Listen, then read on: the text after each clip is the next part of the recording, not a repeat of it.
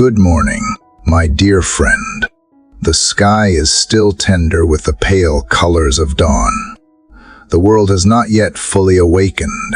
The air is cool. The streets are hushed, and a faint golden light stretches slowly across the horizon. It is the hour when silence still speaks, when the soul seems closest to eternity. You can almost feel heaven leaning near, waiting for someone willing to whisper back. This is not an ordinary morning. It is sacred space, a meeting point between night and light, between what was and what may yet be. Somewhere, perhaps not far from where you are, a woman sits at the edge of her bed. She has not slept. Her eyes are swollen from tears she never meant to cry. The night has been long, full of thoughts she could not silence about the job she lost, the diagnosis she fears, the relationship that slipped away without warning. She tried to pray, but the words broke apart before they reached her lips. Fear sits beside her like an unwelcome guest, whispering that the new day will only repeat the pain of the last.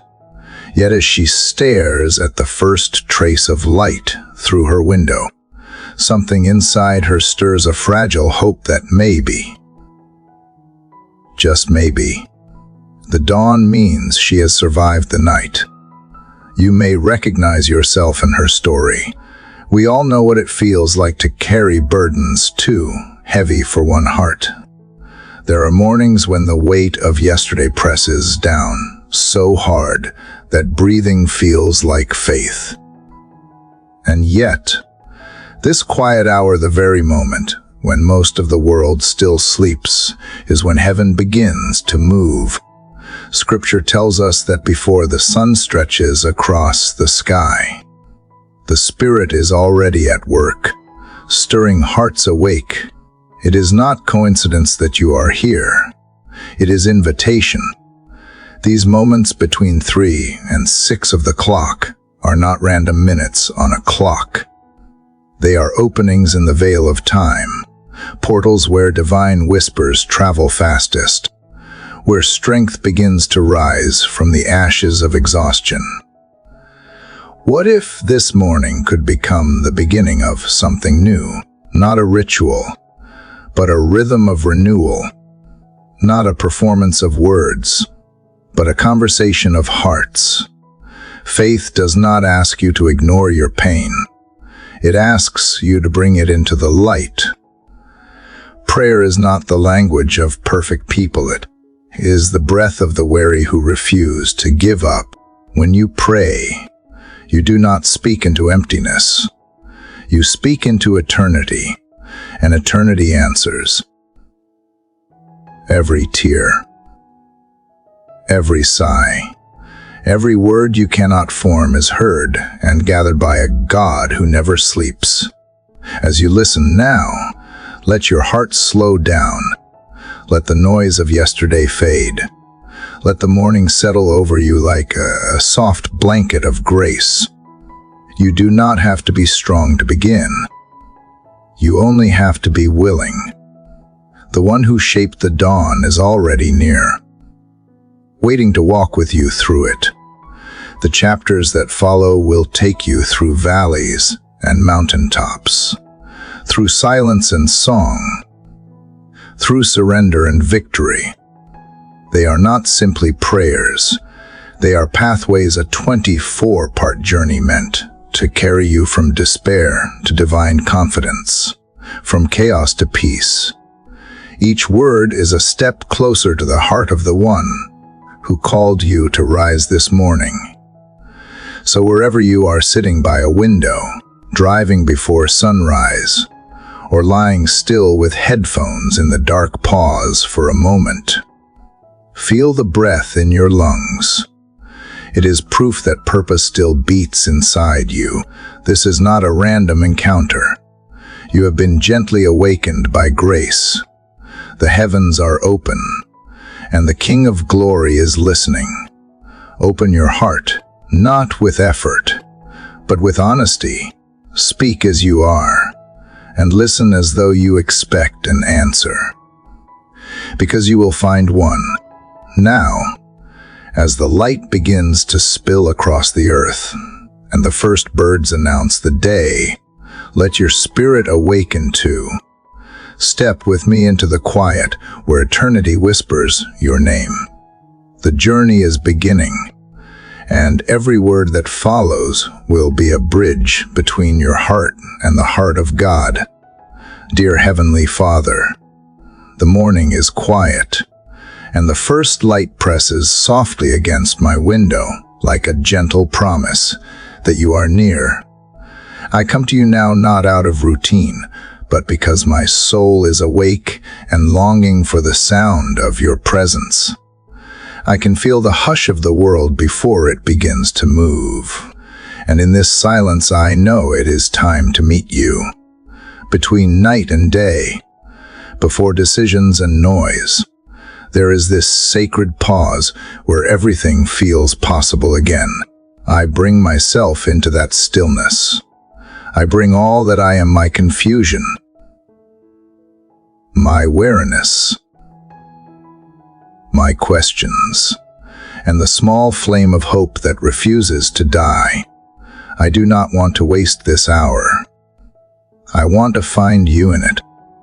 You see what I cannot hide. You know how tired my heart has been, how easily I have drifted between faith and fear.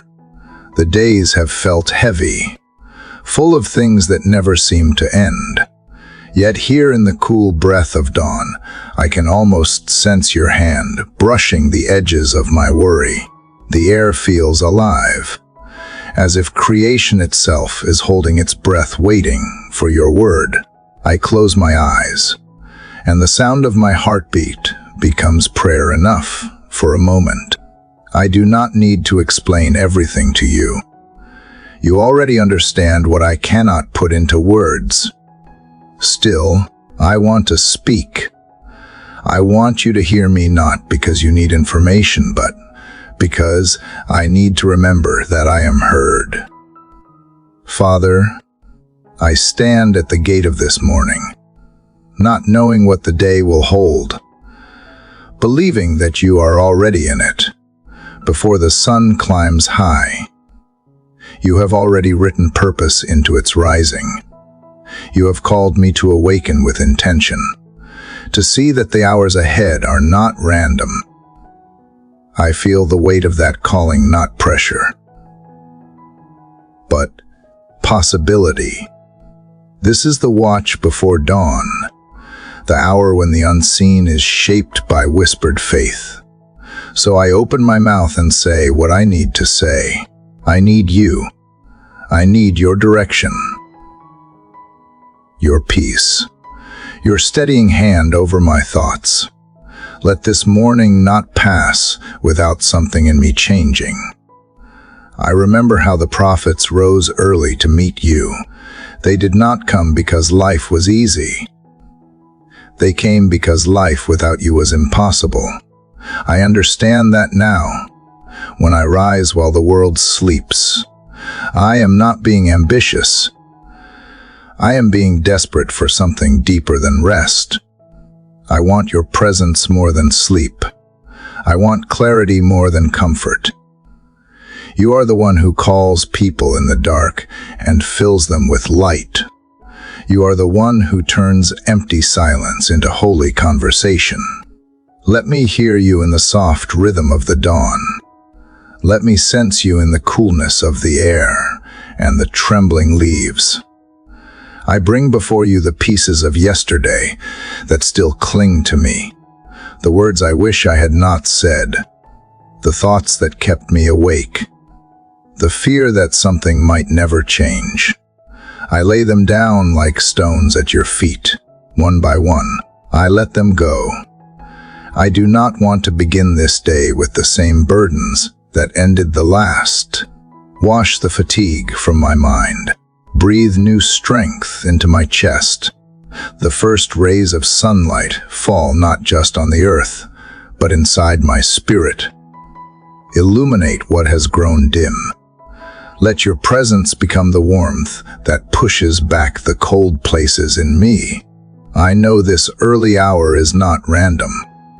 I did not wake by accident. Something eternal is happening even now. The veil is thin. The angels are moving. The Spirit is stirring. I sense that you have called me here because something needs to be spoken over this day. So I stand like a watchman at the gate and say, let this be a day of peace, not chaos. Let every step I take be in rhythm with heaven.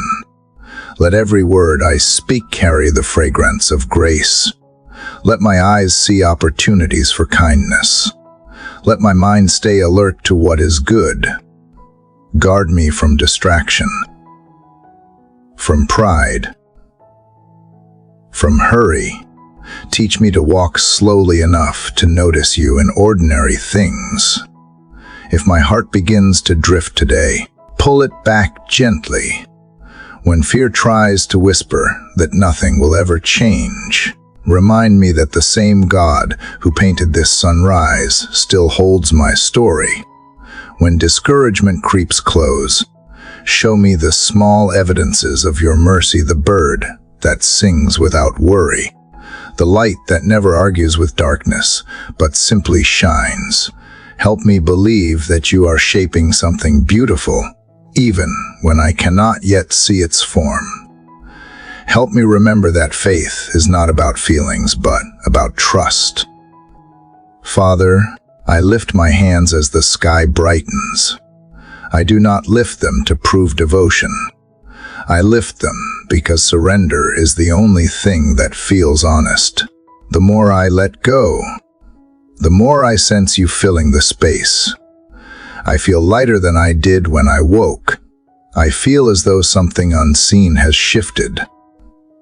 The worries are still there, but they no longer own me. The fear still speaks, but it no longer defines the conversation.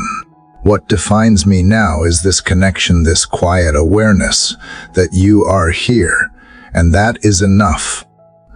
Let this be the pattern of my mornings, that every sunrise becomes a reminder that mercy renews itself. Let this quiet hour become my anchor before the world demands pieces of me, when the day grows busy and voices crowd my thoughts. Let the memory of this stillness return like a soft echo, reminding me of who I am and whose I am. Teach me to live as though this hour never ends, as though the peace of dawn follows me through every meeting, every task, every moment that would try to steal my calm. You know the road ahead. You know the people I will meet, the choices I will face, the unseen interruptions that will test my patience. Prepare me for them now. Fill my heart with gentleness strong enough to withstand frustration. Give me wisdom that listens before it reacts. Give me courage to speak truth with love and humility that never needs to win. My presence today make others feel safe. Let kindness become the language that flows most easily from my lips. As light spreads across the sky, I thank you for this chance to begin again. The world feels wide open, full of small miracles waiting to be seen. I know there will be challenges, but I also know you are bigger than any of them. So I walk into this day with steady steps. I walk not alone, but accompanied by peace. Every breath I take becomes an act of gratitude. Every heartbeat a quiet prayer of trust. I will not rush through this morning. I will not treat it as ordinary. I will remember that it is holy ground, and that in the stillness before the world awakens, I have already found what I need most. Father, the morning still carries the hush of hollowness, yet inside me there is a stirring I cannot quiet. The peace that touched me moments ago now brushes against something raw, and I realize that beneath my calm there are cries that have not been spoken. I want to keep my composure, to stay in the serenity of dawn, but you invite honesty, not performance. So I breathe and let the truth rise like mist from the ground. Father, I am here, and I am hurting in places words can barely reach. It has been easier to smile than to speak, easier to hide behind activity than to admit exhaustion. I have learned to fill my days with purpose so I do not have to feel the emptiness that waits when everything grows still. But you meet me in the stillness. You do not turn away when my thoughts wander into questions I am afraid to ask. You stay. You listen, and so I will speak. The weight I carry is not a single stone, but a pile of smaller ones that I have gathered quietly. Disappointments I never named, fears I have outgrown but never released, loneliness that lingers even in rooms full of people. I bring them now and set them before you. Father, sometimes it feels like faith has edges that cut. I believe, but I also ache. I know you are good, but some days I cannot find the proof in my own story. I see others healed while I am still waiting. I see doors open for them while mine remain closed. I tell myself to be patient, but the silence stretches, and I wonder if you still remember my name. Then guilt comes, whispering that I should be stronger, that gratitude should erase grief. But you never asked me to pretend. You never demanded polished sentences or unbroken smiles. You asked for a heart that tells the truth. So here it is, the unedited version, the awareness that prayer alone cannot hide, the questions that shadow my worship, the quiet tears that fall in the middle of ordinary chores. I miss the certainty I once had when everything seemed simple. I miss the childlike way I used to trust without analyzing. Somewhere along the path of growing wiser, I became heavier, yet even now, in this heaviness, I sense you reaching through the fog, steady and patient. I know that lament is not rebellion. It is relationship. It means I still care enough to speak. Father, I confess that I have tried to fix myself before coming to you. I have rehearsed the right phrases, hoping to sound composed, but you do not need me composed. You want me real, so I drop the script. I tell you that I am afraid of staying stuck, afraid of losing what I love, afraid of failing again. I tell you that I do not always understand your timing or the reason you allow certain storms to continue. But I also tell you that I am still here. The fact that I am whispering these words before sunrise is proof that hope has not died.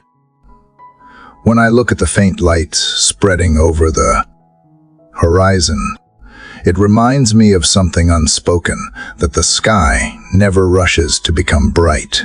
It reveals itself slowly, letting each hue find its place. Perhaps that is what you are doing in me. Perhaps you are unfolding answers one shade at a time, teaching me to see beauty even in the unfinished. Help me to sit within that process without resentment. Help me to trust that waiting is not punishment, but preparation. There are memories that ache when I touch them. People I loved who are gone. Seasons that ended before I was ready. Dreams that slipped through my grasp. Sometimes I still reach for them in my sleep. You see that longing and do not scold me for it. You understand that grief is love with nowhere to go. So take this love, Father, and give it direction. Turn it into compassion for those who hurt quietly. Let my pain become soil where empathy can grow. If my heart must break, let it break open, not apart. I know you see me even when I cannot see you. You walk the corridors of my thoughts and collect the words I never say aloud. You understand the language of sighs, the prayers hidden inside every breath.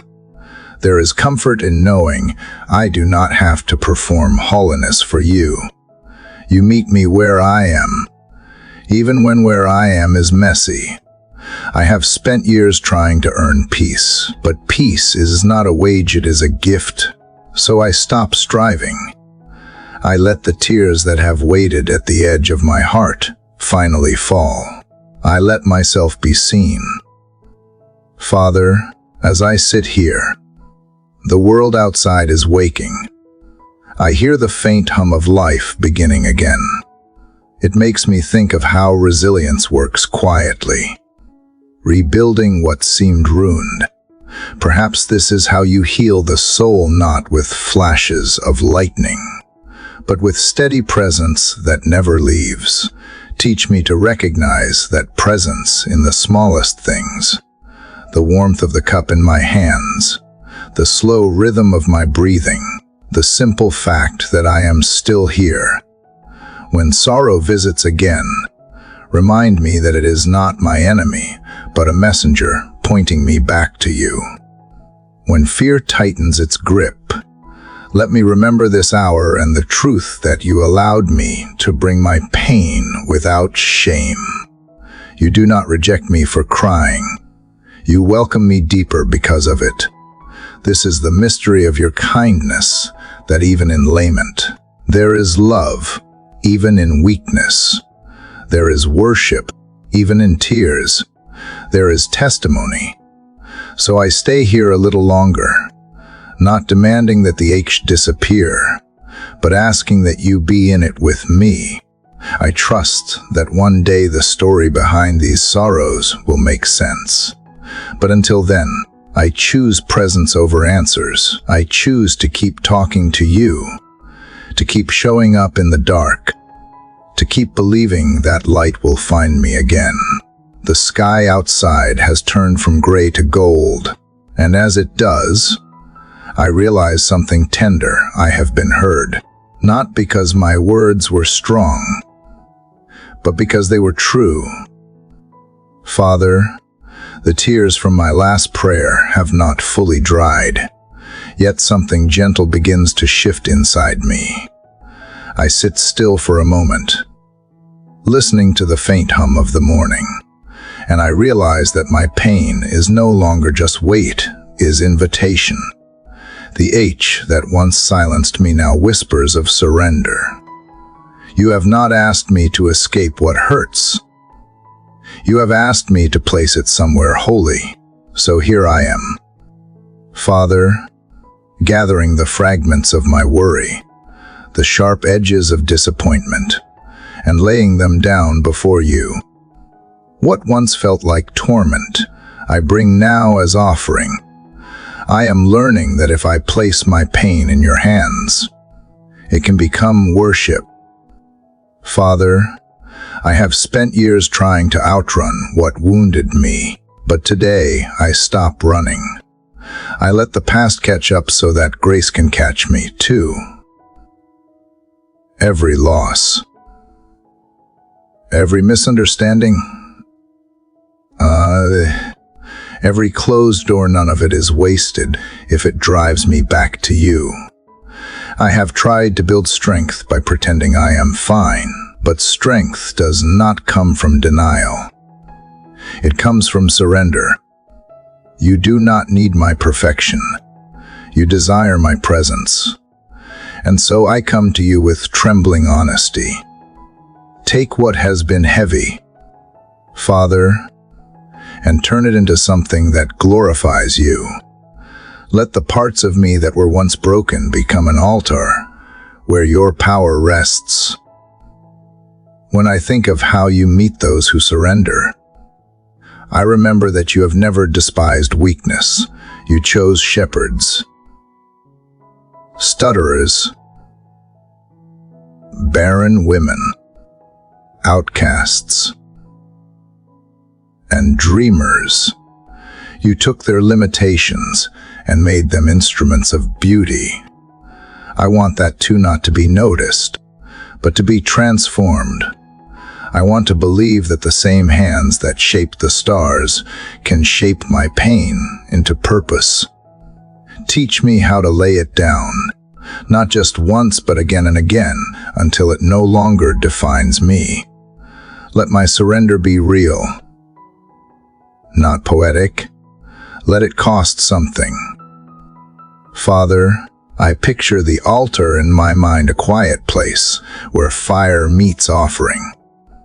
I place on it the fears that wake me at night, the thoughts that tell me I will never be enough, the memories that sting when I least expect them.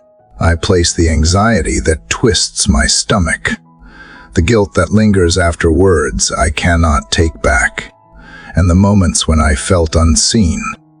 I lay them all there, one by one. I name them, not because you do not know them, but because naming them frees me. The altar is no longer a symbol of loss, becomes a place of exchange. For every weight I surrender, you give me something eternal in return: peace, clarity, courage. Father, teach me to recognize the sacred even in suffering. Remind me that what feels like an ending may be the beginning of deeper faith. When I cannot trace your hand, help me trust your heart. I want to live unafraid of breaking, because I know you mend what the world cannot. When I release my grip on control, you place strength where weakness lived. When I stop striving to make sense of everything, you write meaning into the chaos. I see now that healing begins not when pain disappears, but when it finds purpose in your presence. As the light outside grows warmer, I feel something rising inside me, a quiet confidence that you are already working. I do not need to see results to believe in your goodness. You are changing the soil of my heart, even when I cannot feel the growth. My tears, once signs of defeat, are watering the seeds of trust. My silence, once loneliness, has become sanctuary. Every sigh I release becomes incense that rises toward you. The torment that once crushed me now becomes the material of prayer. Father, there are moments when the fire feels too close, when surrender feels dangerous. In those moments, remind me that even fire in your hands is not meant to destroy but to refine. The altar is not a place of punishment. It is where transformation happens. When you burn away what does not belong, it is not cruelty, it is cleansing. Teach me to stay in that refining flame without fear. Teach me to believe that when the smoke clears, something holy will remain. I think of the story of Abraham rising early to build an altar. Uncertain yet obedient, I understand him more now. To lift the knife of surrender over what we love most requires a trust that can only come from intimacy. Abraham did not know the outcome. He only knew your voice. Father, give me that kind of faith, the courage to obey even when I do not understand, to trust that you will provide before the loss consumes me. Let my altar become proof that I believe in resurrection more than comfort. Father, I offer not just my pain, but also my praise. I choose to thank you in advance for what I cannot yet see. Gratitude feels strange when nothing looks resolved, but it shifts something inside me. It reminds me that my story does not end in ashes. Every moment of despair has been building to this, an altar of remembrance, where heaven meets earth. You turn mourning into melody, confusion into calling, emptiness into expectancy. I may not understand the full pattern, but I see the thread of your mercy weaving through every fragment. The morning has brightened now, but I still sit quietly, hands open, breathing slowly. I imagine the altar glowing, not with destruction, but with gentle light. It is no longer a place of loss. It is home. My pain has become prayer. My waiting has become worship. My surrender has become strength. I sense your nearness not as a distant echo, but as warmth that wraps around my soul. I am lighter than when I began, not because life is suddenly easy, but because I am no longer carrying it alone. So, Father, keep teaching me this rhythm to bring, to lay down, to receive. Let every hardship become an altar, every heartbreak a doorway to encounter. Let this practice shape my mornings until surrender is no longer an event, but a way of being.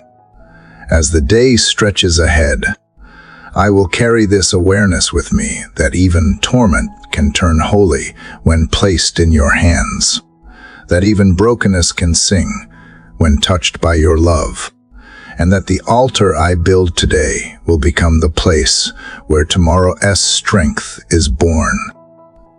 Father, the fire on the altar still glows softly within me, and as the dawn deepens, I sense a new stirring, no longer the quiet of surrender, but the awakening of strength.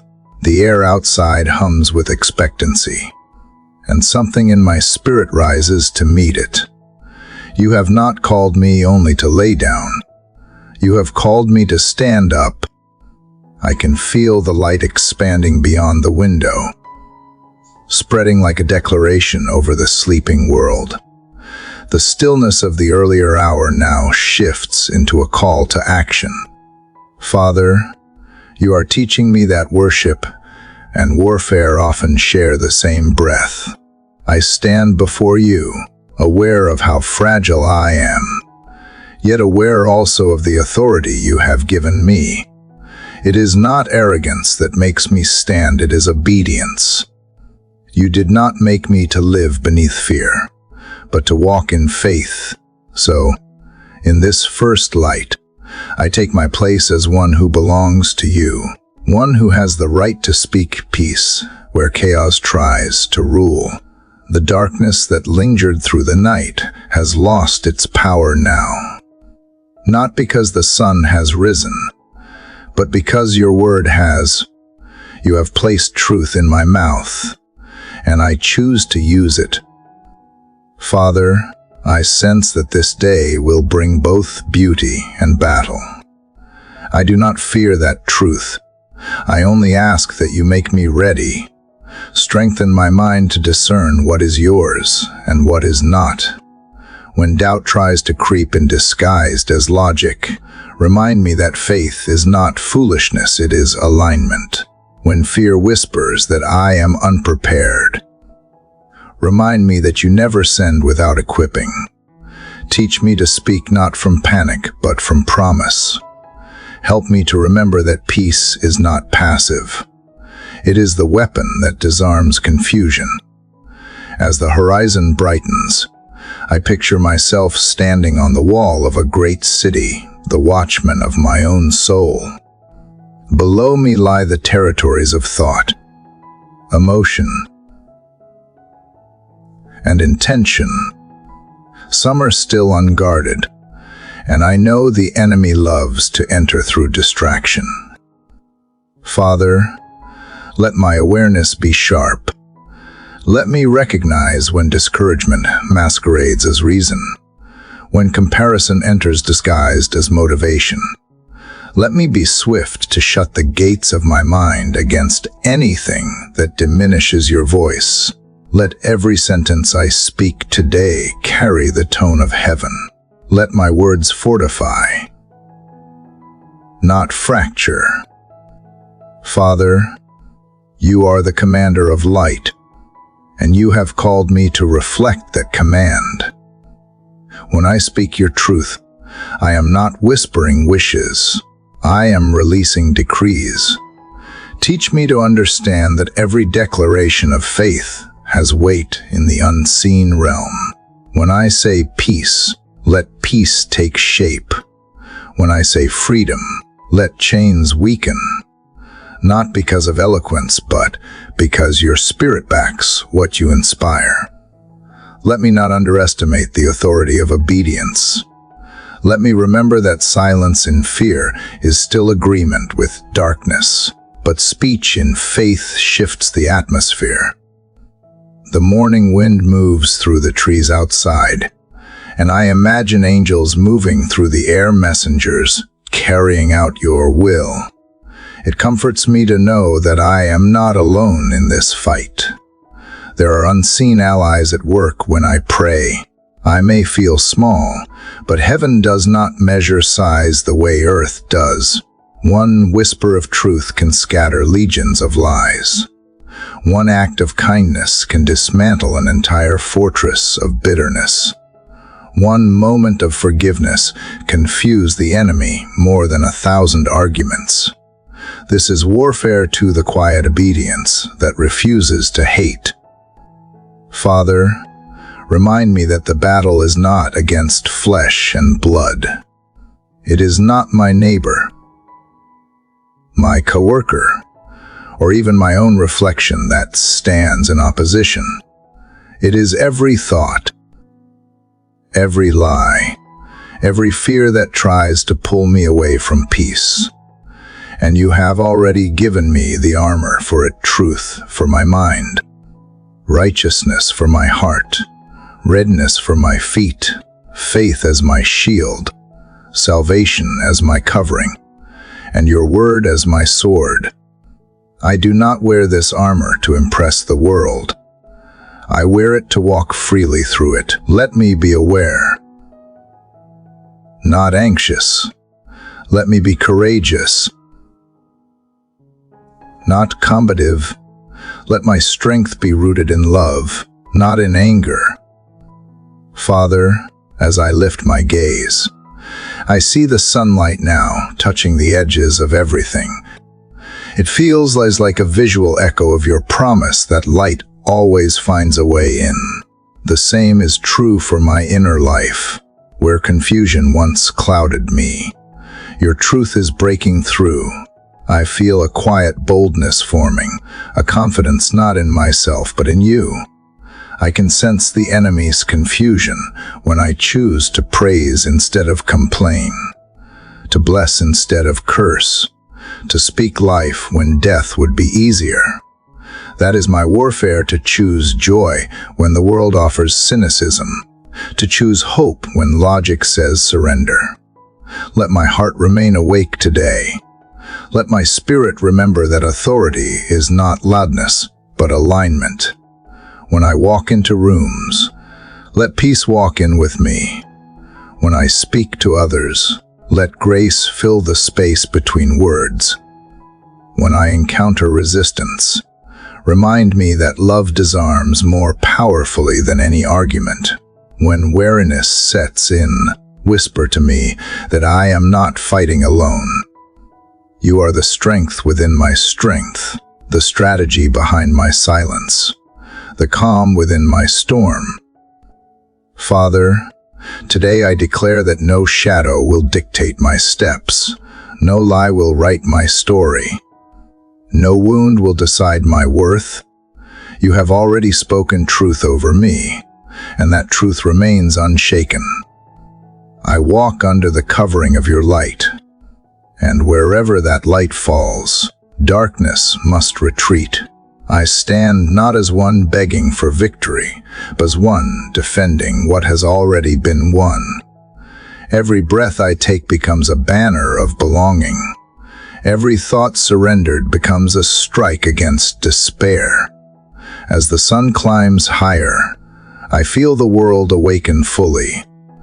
The sounds of morning blend with the rhythm of my heart, steady and aware. I realize this is what spiritual strength feels like, not pride or noise, but clarity. The torment that once ruled me has turned into testimony. The fear that silenced me has become fuel for courage. I am learning that warfare in your kingdom is not about shouting louder, but standing truer. The battle begins not out there, but within, in the quiet decision to believe you more than anything else. So, Father, as this day unfolds, I step forward with eyes wide open and heart fully armed, not with anger, but with assurance. The light that started at dawn now fills the sky, and I know that the same light burns within me. It will guide my steps, guard my thoughts, and glow even when clouds come. I will not shrink back. I will not forget who fights for me. I will stand watch over this day as one who belongs to you. And I will let the morning declare that faith is stronger than fear, that peace is more powerful than panic, and that love, once awakened, never retreats. Father, the light of morning has fully arrived now, washing over the earth with warmth and quiet strength. My heart still stands in the posture of readiness from the last prayer. Yet as the world awakens, I feel you drawing me into a gentler truth protection. I sense you reminding me that strength is not only about standing firm, but also about standing covered.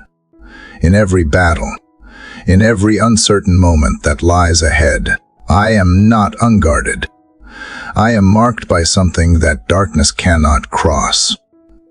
Father, I thank you for the covering of the blood and the mark of the cross. As the sunlight stretches across the floor, I am reminded of the price that made this peace possible. It humbles me to remember that my safety, my freedom, and my forgiveness were not bought with ease. They were purchased through love deeper than comprehension. Sometimes I forget the weight of that mercy. I forget that the cross was not a symbol of defeat, but the gate through which grace entered every corner of my life. So I pause here. Father, not out of guilt, but out of gratitude. I remember that everything I bring to you, every fear, every mistake has already been touched by redemption. Father, you see the parts of me that still feel unworthy of love, the hidden places where shame tries to whisper that I am too flawed to be protected. But you never measured my worth by perfection. You measured it by the blood of your Son, that thought both silences and heals me. I do not have to earn my covering. It was given freely, and it is renewed daily. So today, I step under that covering intentionally.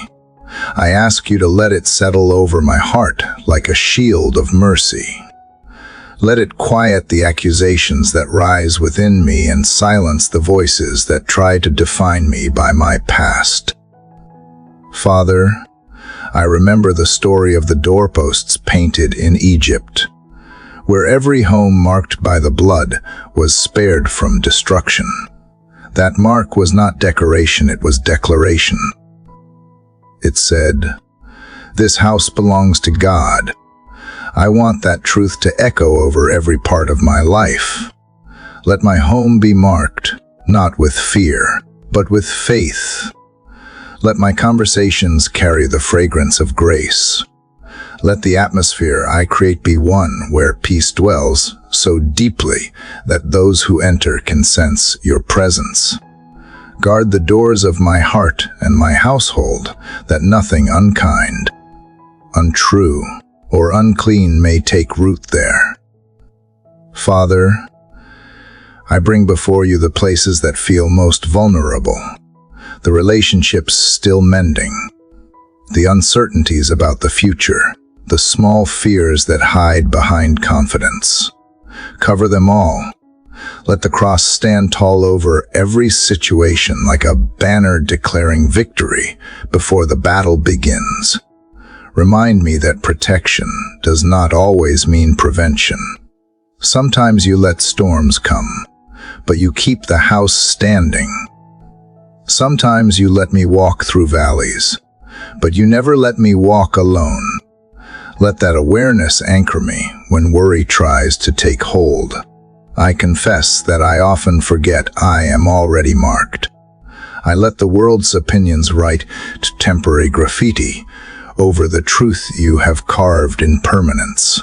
I allow comparison to blur my vision and criticism to dull my confidence, but you have stamped belonging on my spirit. No circumstance, no failure, no human voice can erase that. Your mark is not external, it is eternal. It is the quiet authority that reminds me that I do not live for approval. I live from acceptance. It is the invisible light that darkness recognizes and flees from. So, Father, help me to walk like one who knows I am covered neither timid nor proud, but certain. As I move through this day, let the blood that covered me cleanse, not just guilt, but perspective. Let me see myself through the lens of grace, and let that same grace shape how I see others. When I encounter anger, let me respond with gentleness. When I face misunderstanding, let me remember that I am already vindicated in your eyes. When temptation comes dressed as comfort, let the mark of the cross remind me who I belong to. Let me not reach for temporary relief when eternal peace is already mine. Father, I ask you to cover not only me, but those I love. Place your hand over their hearts, their thoughts, their steps. Surround them with your presence like a circle of fire that no darkness can penetrate. Guard their joy from erosion, their faith from fatigue, their purpose from distraction. Let them feel protected even when life feels unpredictable, and when they cannot pray for themselves. Let my words today reach them like a quiet shelter. The morning feels different now, brighter, but not only because of the sun. There is a sense of sacred safety resting over everything. I realize that true protection is not just being kept from harm, but being kept in peace. Even if chaos surrounds me, it cannot enter the space where you dwell.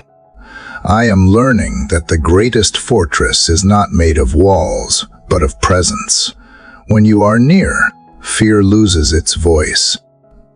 When I remember the cross, despair loses its shadow. Father, thank you that your protection is not a distant promise, but a present reality. Thank you that I can breathe freely, knowing that no weapon formed against me will prosper, because it cannot pass through the covering of Christ. Thank you that the blood speaks better things over me than my failures ever could. Its voice says forgiven, chosen, redeemed, safe. I receive those words again this morning, letting them echo until every anxious thought grows still. As I prepare to step into the noise of the day, let this truth stay close. I do not walk uncovered. Every task I take, every road I cross, every conversation I enter, I carry your mark. I am surrounded, not by fear, but by favor. The cross is behind me, before me, above me, within me. Its shadow stretches across my path like a reminder that I am never outside your reach. No curse, no chaos, no scheme can undo what you have sealed. Father, let this awareness shape my actions. Let it humble me when pride whispers that I am self-sufficient, and strengthen me when doubt says I am alone. Let the covering of the blood not make me hide, but make me shine. Let it teach me to walk gently, knowing I am protected not to escape the world, but to transform it. And as I go, let others see not through my words, but through my peace that I belong to you. The cross is my signature, the blood my covering, and this morning my reminder that love is stronger than fear, forgiveness deeper than failure, and grace greater than any shadow that tries to follow me. Father, as I sit beneath the quiet glow of morning light, I feel the weight of stillness settling deeper into my bones. The warmth that covered me in your protection now becomes a gentle reminder that even my body, fragile and finite, rests under your care. I have carried aches that linger like silent companions, small pains that whisper in the background of every movement. I have ignored them, pushed them aside, and told myself to be strong.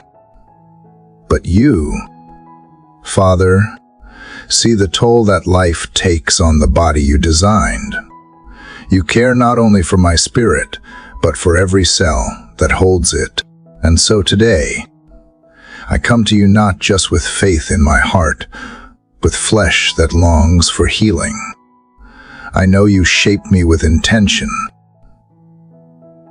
Every breath, every heartbeat, every nerve and vessel bears the imprint of your wisdom. Yet, there are days when this temple feels weary, when exhaustion steals my rhythm and pain shadows my peace. I have prayed for strength before, but now I pray for restoration. Father, touch the parts of me that have been worn by time and worry.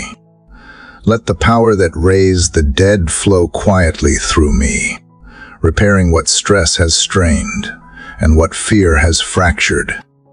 I do not demand a miracle. Though I know you are able, I ask instead for wholeness, the kind that begins in surrender and ends in renewal. Father, you know the nights I have lain awake, my body restless, my mind racing, the weight of fatigue pressing against my chest. You were there in the darkness, counting each breath when I could not find rest. You did not shame me for my weakness. You simply stayed. I remember how your son healed with a word, a touch, sometimes just a look. There was no pattern, no formula, only compassion that met each need in its own way. Let that compassion find me here. Let it move through me like a quiet river, cleansing and calming what chaos has done.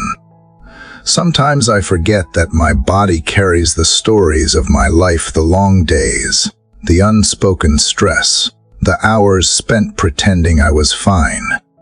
It holds every emotion I refuse to release, every tear I never let fall. Father, help me to forgive my body for not being invincible. Help me to honor it not as an enemy, but as a vessel of your presence. Teach me to rest without guilt, to nourish without shame, to listen without fear. When I feel pain, let me not only seek relief, but also listen for the message within it. Sometimes discomfort is not punishment, but invitation to slow down, to let go, to trust that healing begins where striving ends. Father, I lift to you every organ, every joint, every hidden place where imbalance resides.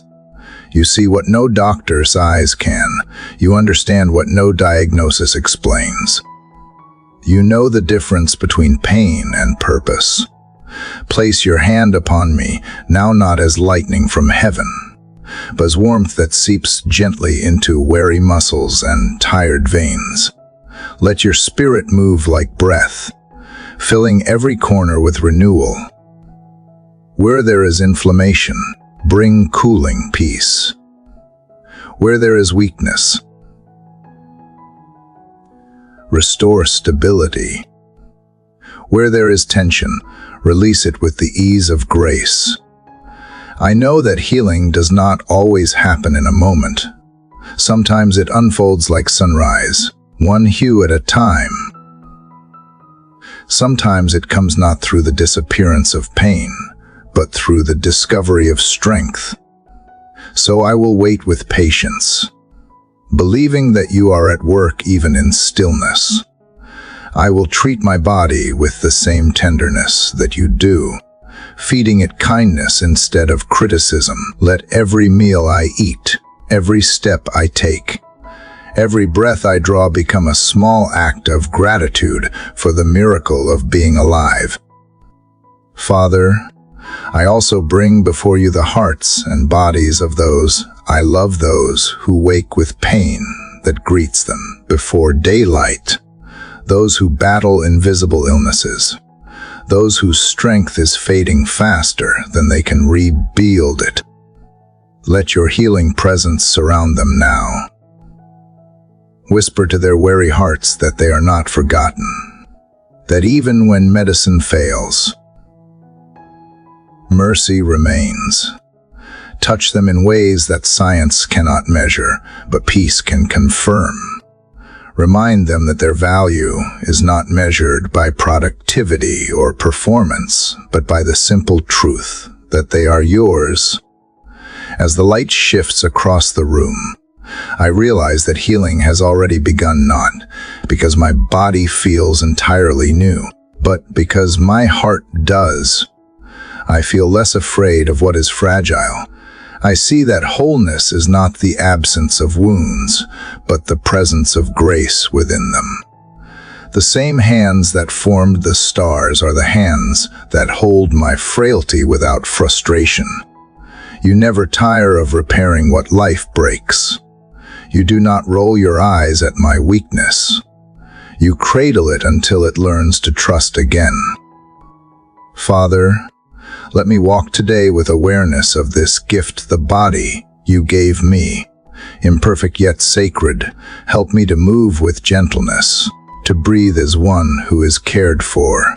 Let every H remind me that I am still alive.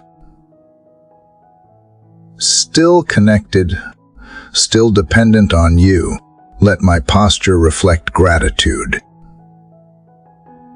not complaint. Let my words toward my body be blessings, not curses. If I must rest, let me rest without guilt. If I must push forward, let it be by your strength, not my stubbornness. And Father, teach me to see the body of Christ, the community around me, as part of this healing too. Help me to extend grace to others as freely as you extend it to me. When I meet someone broken, let compassion rise instead of judgment. Let my presence become a balm for the weary, a reminder that healing is not a private miracle, but a shared mercy. The morning now feels alive with purpose. My body, though not perfect, feels lighter, aligned once more with the rhythm of grace. I know that as I walk into the day, I do so wrapped in care far greater than any I can give myself. I am not unprotected flesh, but living temple, breathed into by love, guarded by peace, strengthened by your hand. The aches of yesterday no longer define me.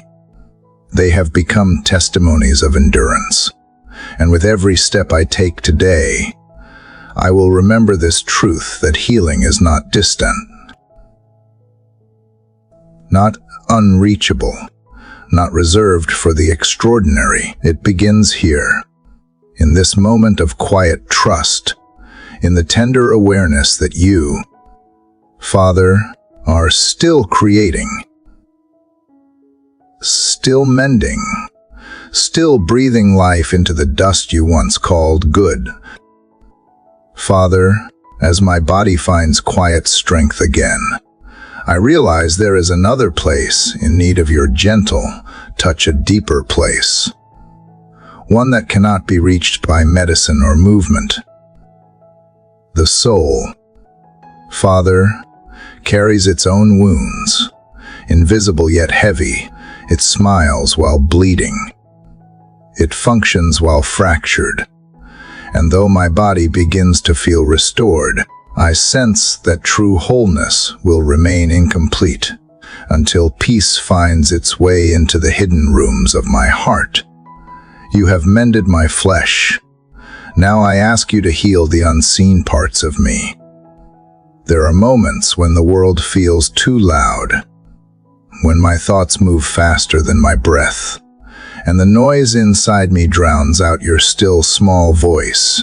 I tell myself to be calm, but anxiety hums beneath the surface like a restless current. I wake with unfinished worries and go to bed with recycled fears. I have mastered the art of appearing fine while quietly unraveling. But you see beyond what others see. You notice the small tremors in my spirit, the fatigue, not of the body, but of the heart. And so I bring it to you now, not as a complaint, but as confession. I have tried to carry my own soul, and it has become too heavy.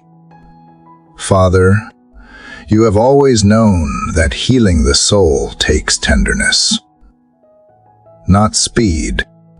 You never rush restoration. You sit with the brokenhearted until they remember that they are not alone. I want to learn that patience. I want to let you teach me the rhythm of inner stillness.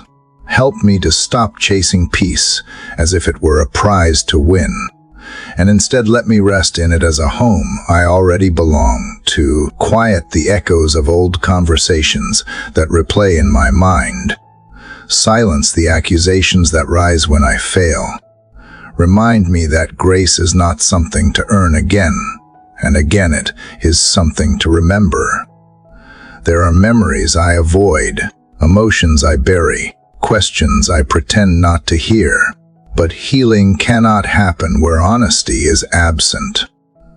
So I open the door of my soul, even to the rooms that smell of grief and dust. I invite you into them, not as a judge, but as a friend. Walk through the corridors of my heart and bring light to the corners I have forgotten. Sweep away the lies I have believed about myself, the ones that say I am not enough, not worthy, not lovable. Replace them with the truth of who you are and who I am because of you. Father, I remember times when hope felt near and times when it felt like a stranger. When disappointment came, I built walls around my heart, thinking they would protect me. But the same walls that kept pain out also kept love from entering. Help me dismantle them, brick by brick, not through force, but through trust. Teach me that vulnerability is not weakness. It is worship. When I open my heart to you, I am not losing control, I am gaining connection. Let the tears I have withheld become water that softens the soil of my soul, making room for joy to grow again. There are moments when sadness arrives uninvited, when joy feels too distant to remember. I used to see that as failure, but now I begin to understand it is human. Even your son wept. Even he felt the ache of loneliness. You do not ask me to deny pain. You ask me to bring it to you. So here it is. Father, in all its raw form, I place my sorrow in your hands, trusting that you will not discard it but transform it. Turn my mourning into quiet strength, my anxiety into anchored faith, my restlessness into calm surrender. Let my soul learn to breathe again, not the shallow breath of survival, but the deep rhythm of peace. Father, I ask you to guard my mind today. Let my thoughts align with truth, not with fear.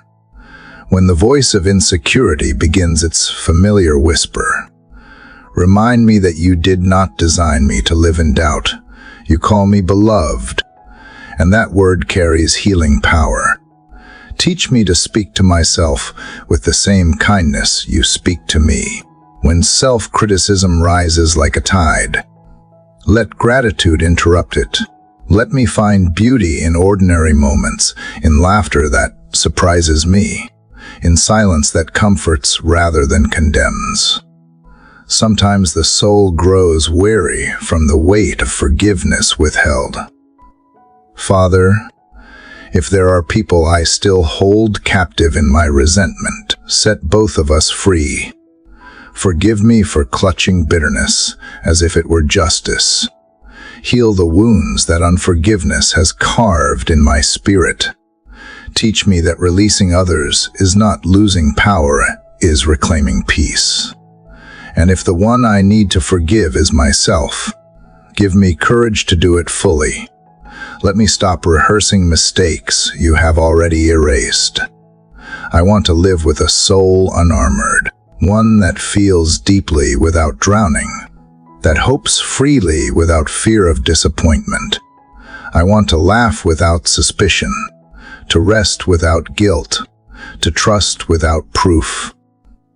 You are the keeper of my soul, and I believe you can restore what years of striving have strained. Where anxiety once ruled,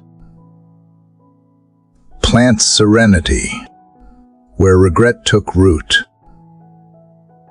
plant wisdom. Where cynicism grew, plant wonder again.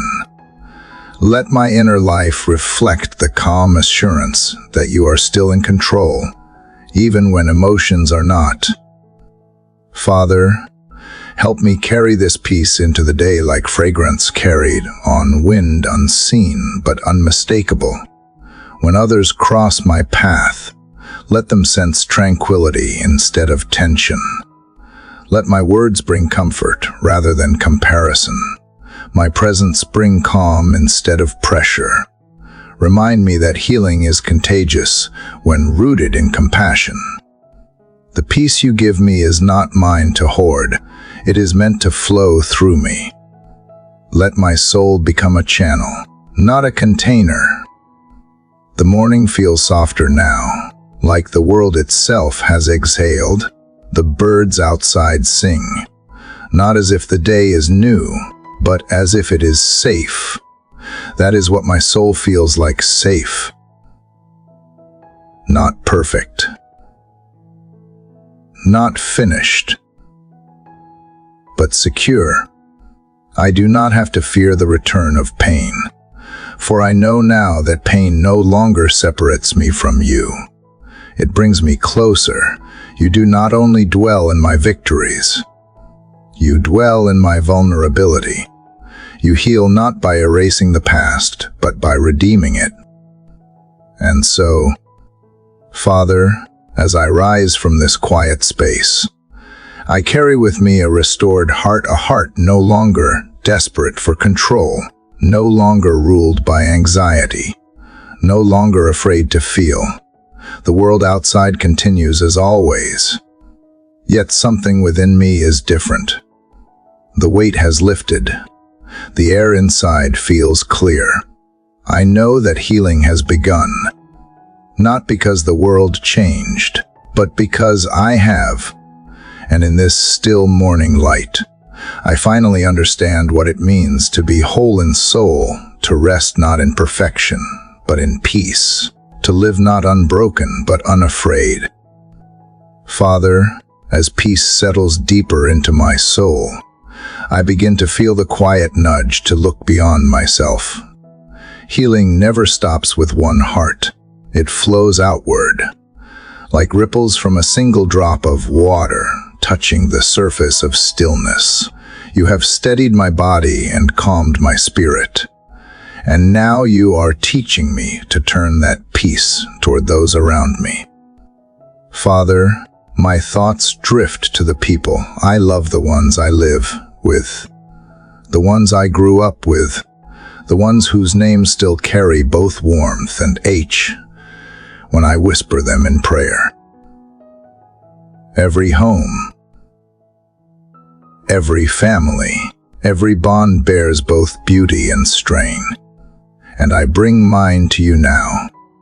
You know every story within my household better than I ever could. You have heard the arguments behind closed doors, the laughter that tried to cover pain, the silence that spoke louder than words. You have seen how love sometimes becomes tangled in misunderstanding. Pride builds quiet walls between people who once held each other easily. Father, you have watched as unspoken expectations became burdens and as affection got buried under schedules and screens. Yet I believe you have not given up on us. The same grace that heals the soul can heal the space we share with others. You restore what people think is beyond repair. And you do it not through force, but through tenderness. Father, I ask you to walk through my home this morning the way you walk through my heart, with patience and light. Move from room to room and let your peace linger like fragrance. Touch the spaces where conversations turned sharp, where eyes rolled instead of softened, where we chose silence instead of forgiveness. Sweep away resentment that hides behind politeness. Uncover affection that has gone quiet. Let every corner breathe again with kindness. If there are invisible wounds among us, old words that still sting, disappointments that still echo, wrap them gently in mercy until they stop bleeding. Sometimes, Father, it feels easier to pray for strangers than to pray for those closest to me. I can forgive what is far away, but I struggle with what is near. I can speak compassion to the world, but stumble to say it at my own table. Teach me that love begins not in grand gestures, but in daily grace, the choice to listen before reacting, to understand before defending, to stay when walking away would feel simpler. Give me courage to apologize when I am wrong, and humility to receive forgiveness when is offered. Let me never confuse pride with strength. Let every word I speak in this home become a brick of peace instead of a weapon of frustration. Father, I think of each person you have entrusted to me. Some are strong and steady. Others are fragile in ways they never show. Some feel far away even while sitting beside me. For each one, I ask for your gentle covering. Guard their minds from fear and comparison. Guard their hearts from bitterness and despair. When they forget who they are, remind them through love that they belong not just to this family but to you.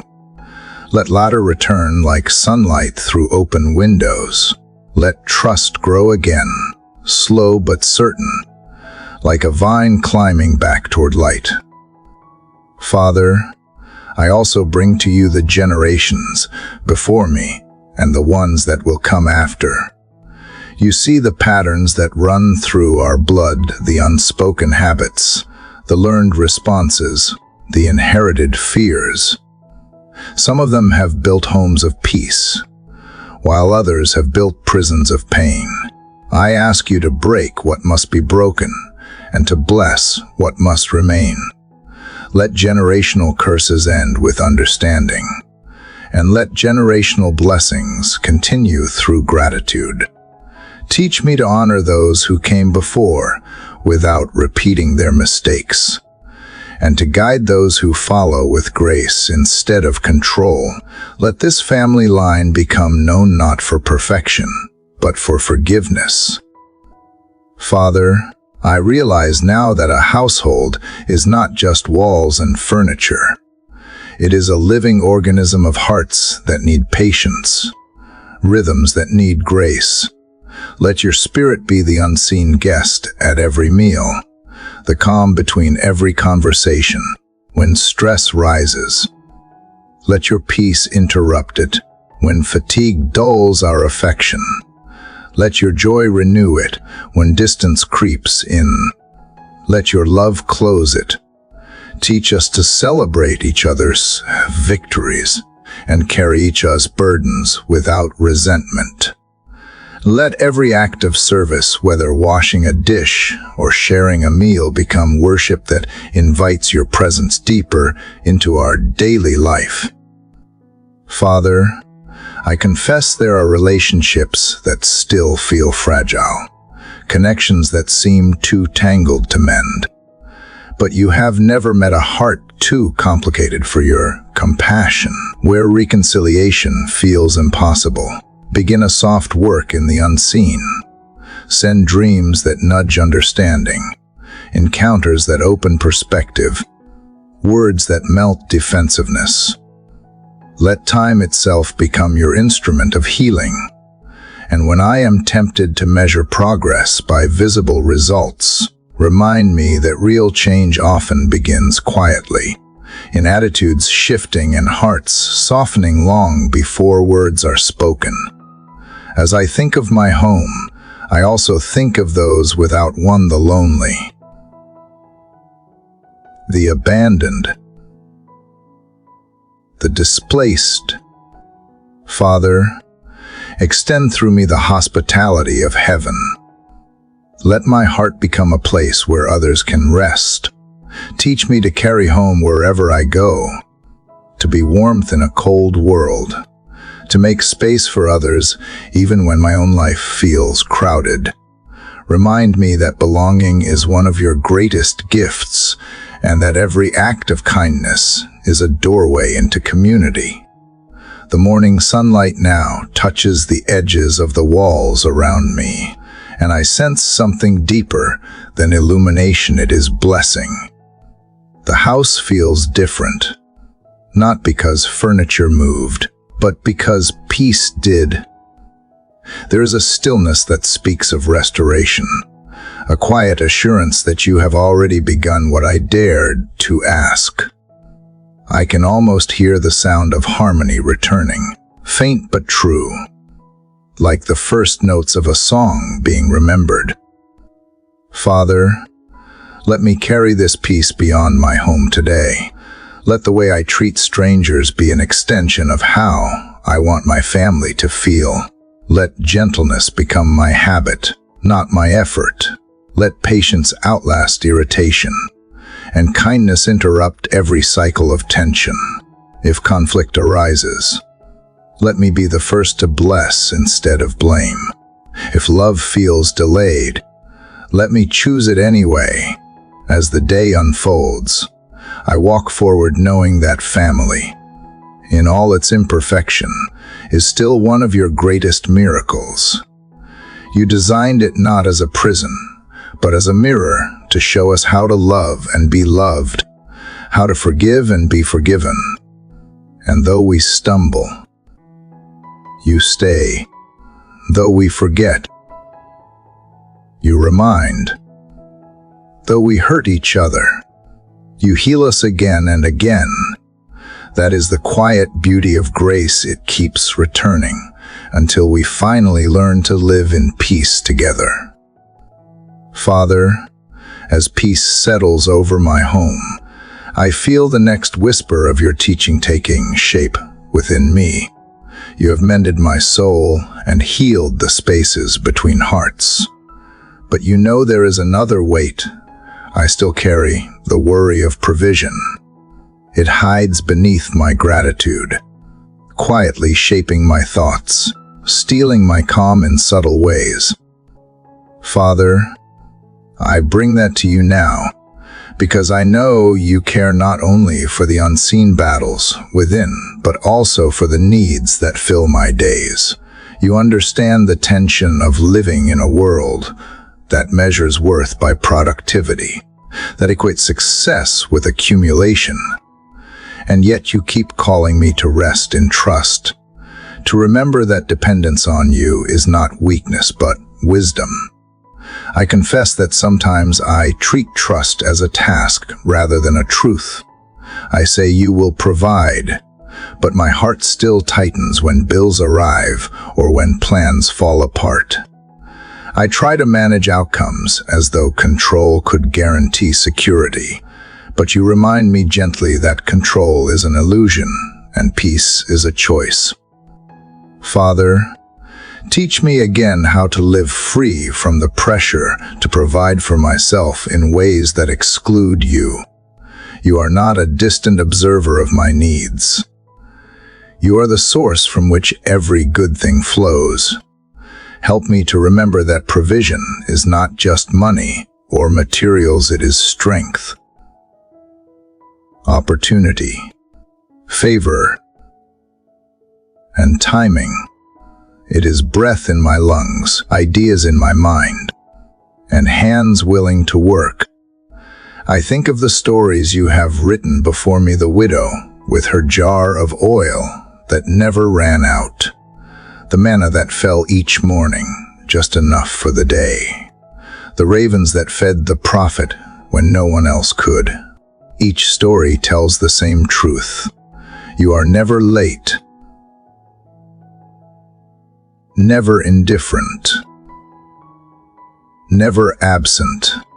What you supply is not always what I expect, but it is always what I need. So today, I choose to shift my focus from scarcity to sufficiency. I will no longer measure my peace by what I have, but by who holds me. Father, you know the quiet anxieties that follow me into the morning, the uncertainty of how to meet responsibilities, the guilt of not doing enough, the fear that failure might define my worth. Speak into those fears now. Replace striving with surrender. Teach me that diligence is holy but obsession is not. Show me the difference between working faithfully and worrying endlessly. Let me build not from panic but from peace. Let my hands be active but my heart be still. I ask you to bless the work I do today, not because I need status or recognition, but because I want it to carry purpose. Let the hours I spend be seeds of meaning, not just minutes of survival. Keep greed far from me and contentment close. Let me remember that success without serenity is still emptiness. Teach me to celebrate small victories, to see value in unseen labor. When I give my best and the results fall short, remind me that outcomes are yours to orchestrate. I am responsible for obedience, not control. Father, I also lift before you those who struggle to make ends meet, those who wake with more worry than hope. You see the single parent who stretches every dollar, the worker who labors without rest, the dreamer who wonders if their effort will ever bear fruit. Wrap them in assurance that they are not forgotten. Open doors where none seem to exist. Bring opportunities that align with dignity, not desperation. And for those whose resources are plenty, remind them that generosity is the purest expression of gratitude. Let all of us, in our different circumstances, remember that we are stewards, not owners. There have been times, Father, when I mistook abundance for blessing and lack for punishment.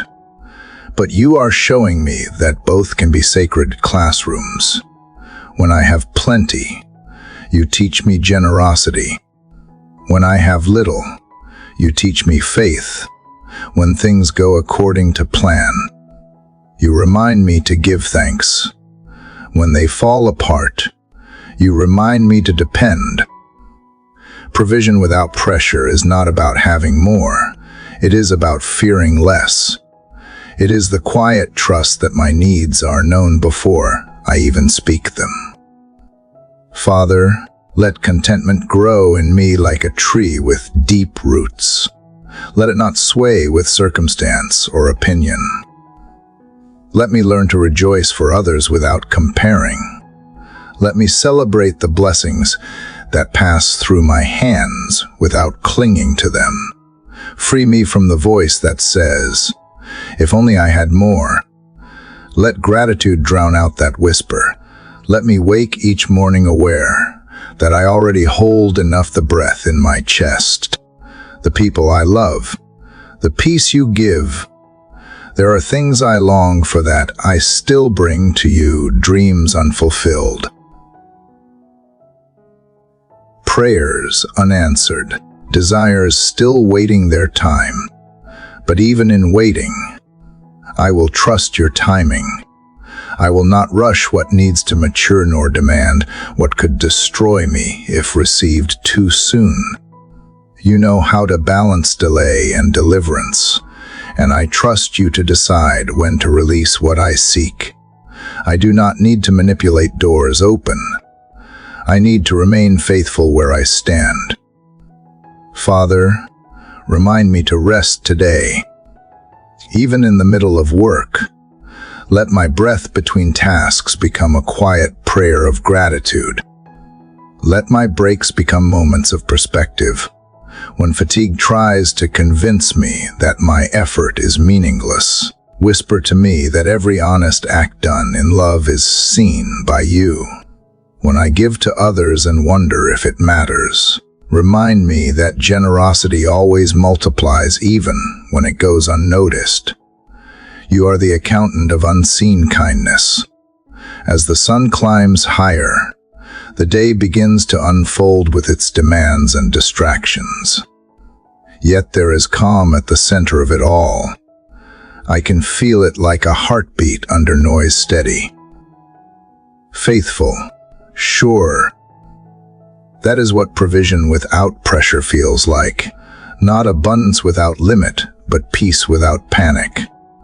It is knowing that I can work hard without worshiping work. That I can earn without being owned by earning. It is the balance between effort and trust, between diligence and dependence. Father, help me live from that balance today. Let my words carry assurance, not anxiety. Let my posture reflect rest, not rush. Let others see in me a quiet confidence that has nothing to do with wealth and everything to do with faith. Let my home remain a place of gratitude, even when resources feel small. Let me teach those around me not by lecture, but by example that peace is the richest currency of all. And as I close this morning's reflection, I feel lighter. The pressure has loosened its hold. My heart beats with a rhythm of trust. My mind rests on the memory of your faithfulness. I know that whatever this day brings, plenty or little, simplicity or challenge, it will not find me unprepared. For I walk into it covered by provision that cannot be measured by numbers, but only by grace. You, Father, remain my source, my sustainer, and my steady place of rest. Father, as the calm assurance of your provision lingers within me, I feel you drawing my heart into a new awareness. Wisdom. Peace sustains me, but wisdom directs me. Provision without pressure has freed my hands. Now I ask that you guide where I place them. The day unfolds before me like a blank page, and I know that every word, every decision, every silence will write something eternal upon it. Father, I need your wisdom to walk through this day, not the kind that makes me look clever, but the kind that keeps me aligned with your will. You know how easily I can drift, how quickly I can lean on my own understanding. I calculate, analyze, and sometimes overthink, hoping logic will save me from mistakes. But you remind me that wisdom is not born of anxiety, it is born of intimacy. The more I walk with you, the clearer I see. Wisdom is not a formula. It is fellowship. It is the gentle awareness that your spirit whispers before my words do, that your understanding stands before my reasoning. So, Father, before I face the noise of this day, I ask you to still my mind long enough to hear your direction. Father, you know the choices that wait for me today, the small ones that seem ordinary, the big ones that feel heavy with consequence. In each decision, I do not want to move faster than your timing or slower than your prompting.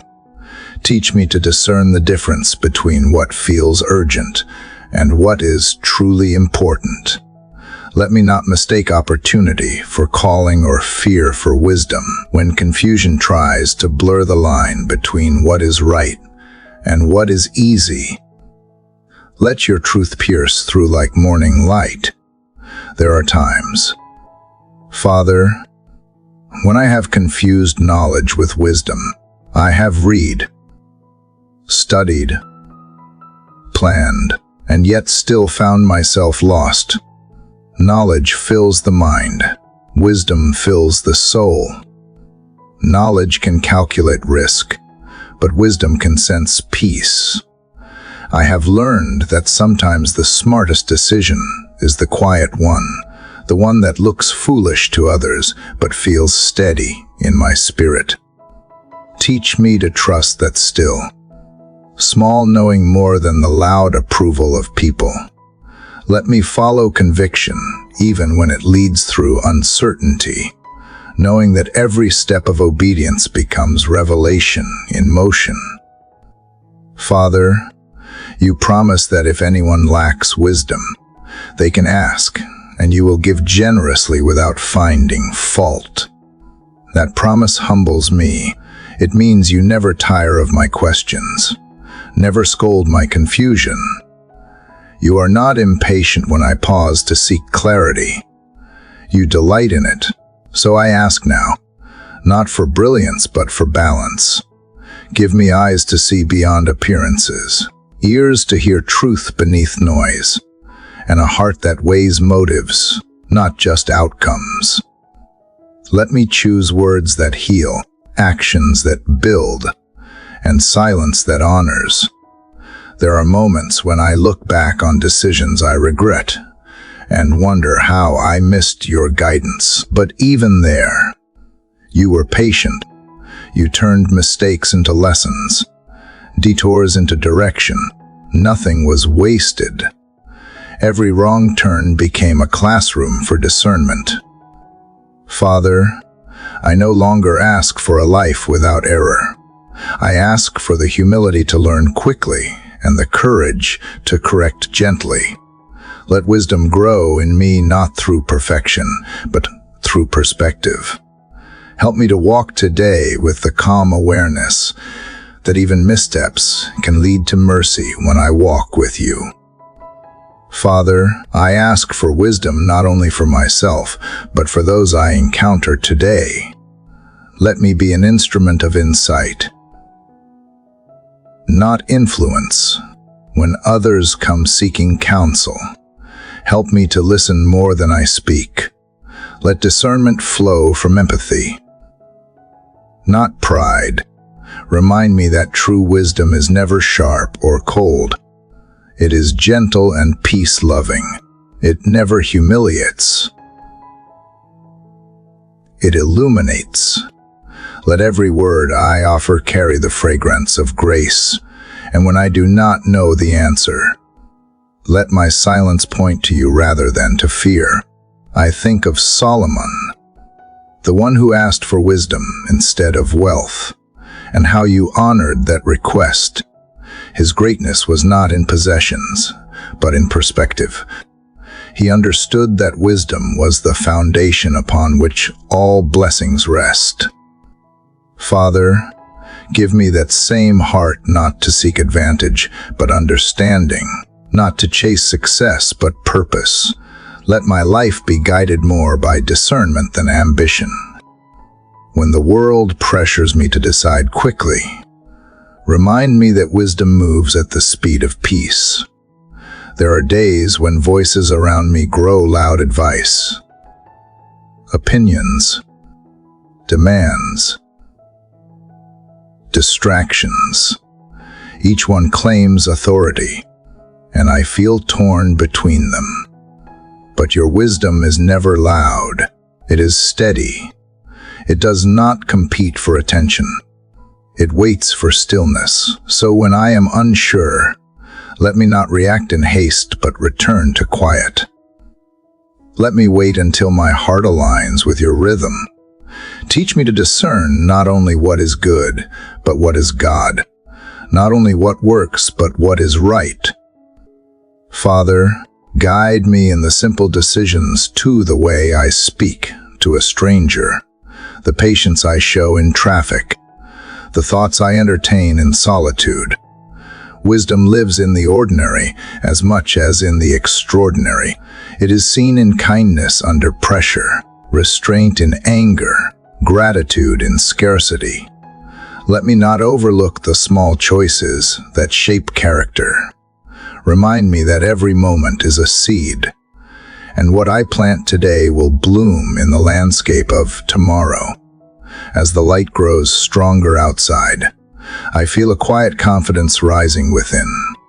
It is not pride, but peace. The awareness that you walk with me into every situation. I do not need to fear wrong turns when I follow a faithful guide. Wisdom does not guarantee an easy path, but it promises a sure one. It may lead me through valleys before mountaintops, but I will not lose my way if I stay near your voice. Father, let your wisdom dwell richly in me today. Let it anchor my emotions, filter my thoughts, and guide my words. Let it shape how I see others, not through bias, but through love. When pride tempts me to prove myself, remind me that humility is the truest intelligence. When worry tempts me to overthink, remind me that faith is the highest form of understanding. When confusion clouds the way, remind me that your word is light, and it will never fail to illuminate the next step. The morning has ripened, now the sounds of life growing louder. The world already in motion. Yet inside, I remain centered, aware that I walk not by instinct but by insight, not by sight but by trust. I carry with me the quiet certainty that you will whisper direction when I needed it and correction when I stray. I am not wandering. I am walking in divine wisdom. And as I take my next breath, I know this truth. When I walk with you, every decision becomes sacred. Every moment becomes guided, and every step becomes light. Father, as I continue walking in your wisdom, I feel you leading me toward another truth, one that stretches me quietly from the inside. Wisdom gives direction, but patience sustains it. I have often prayed for clarity, for doors to open, for answers to arrive quickly. Yet I see now that wisdom without patience turns restless, and waiting without trust turns bitter. Father, teach me to wait well. Let me learn how to live between the promise and its fulfillment with grace instead of frustration. You know how easily I grow weary when time does not bend to my desire. The pace of the world urges me to hurry. to push, to prove, but you work in rhythms that rarely match my expectations. There are prayers I have whispered for months, even years, and sometimes silence feels like denial. Yet, you remind me that delay is not absence, it is preparation. You are never late. You are deliberate. So I choose to see waiting not as wasted time, but as sacred ground where faith matures. Father, I confess that I have treated waiting like punishment. I have questioned your timing as though it were carelessness instead of compassion. But you are the God who plants before he reveals, who allows roots to grow unseen before fruit appears. Teach me to trust that hidden seasons are holy too. When nothing seems to change, remind me that growth often begins where visibility ends. Help me to stop measuring progress by movement. Let my soul settle into stillness without shame, knowing that patience is not passive, it is power restrained by trust. There have been times when impatience drove me to force outcomes, to open doors you had not yet unlocked. I see now that those shortcuts led to exhaustion, not fulfillment. Father, protect me from my own urgency. When I try to take control of what belongs to your timing, gently slow me down. Remind me that faith does not mean manipulating results. It means resting in the certainty of your plan. Let me breathe deeply and remember that what is meant for me will not miss me if I stay aligned with you. Father, I think of how creation itself mirrors patience. The sun rises gradually, never rushing the dawn. Rivers carve canyons over centuries, not seconds. Seeds break through soil only after surrendering to darkness. Even the stars we see tonight began shining long before our eyes were ready to notice them. Everything that lasts is formed slowly. If nature does not hurry yet fulfills its purpose, why should I? Teach me to honor the pace of grace, to see beauty in becoming. Let me be content not only in answers, but in anticipation. Sometimes, Father, I fear that patience means losing momentum, that slowing down will make me irrelevant in a world that glorifies speed. But you remind me that rest is not retreat, it is renewal. The strongest trees are those that know when to be still, when to let wind move through them without resistance. Give me that quiet strength, the kind that holds steady when life demands reaction. Let me learn to respond, not react, to endure, not escape. There are people in my life who test my patience more than circumstances ever could. You know them. Father, the ones who speak before thinking, who wound without meaning to, who stretch my grace until it feels thin. I bring them to you now, not as burdens, but as teachers. Through them, you show me the difference between tolerance and love. Teach me to see them as you do, not as obstacles to peace, but as opportunities to practice it. Let compassion outlast irritation. Let understanding replace assumption. When I am tempted to withdraw, remind me that patience with others is one of the purest reflections of your character in me. Father, there is also the patience required for myself, the grace to accept my own slow progress, to forgive the steps I still stumble through. You know how I hold myself to impossible standards, how I grow impatient with my own process of becoming. But you do not rush my growth, you rejoice in it. Every step forward, no matter how small, delights you. Help me to see myself through that same lens. Let me be patient with my healing, patient with my learning, patient with the parts of me that are still being shaped by your hand. I remember the story of Joseph, who waited years between the dream and the throne. I think of Moses, who wandered in the wilderness before leading his people to freedom. I recall David, anointed but not yet appointed, tending sheep while destiny waited quietly. None of them were forgotten in the waiting. They were being forged by it. Father, do the same in me. If patience is the fire that purifies faith, then let it burn away my anxiety until only trust remains. When the weight of waiting feels unbearable, remind me that you waited for me too. You waited while I ran from truth, while I resisted surrender, while I doubted your love. You never gave up. Your patience with me is proof that divine love does not hurry. It endures.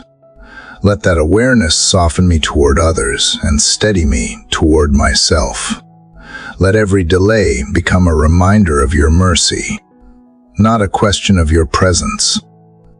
Father, give me the wisdom to recognize when patience is strength and when inaction is fear. Teach me to move when you say move, and to stay when you say stay. Help me to trust that obedience and timing walk hand in hand. When doors remain closed, let gratitude guard my heart until the right one opens. And when it does, let humility lead me through it, remembering that patience prepared me for what haste would have ruined. The morning outside is unfolding slowly, like a living metaphor for everything you have been teaching me. The sun does not leap into the sky. It rises with measured grace.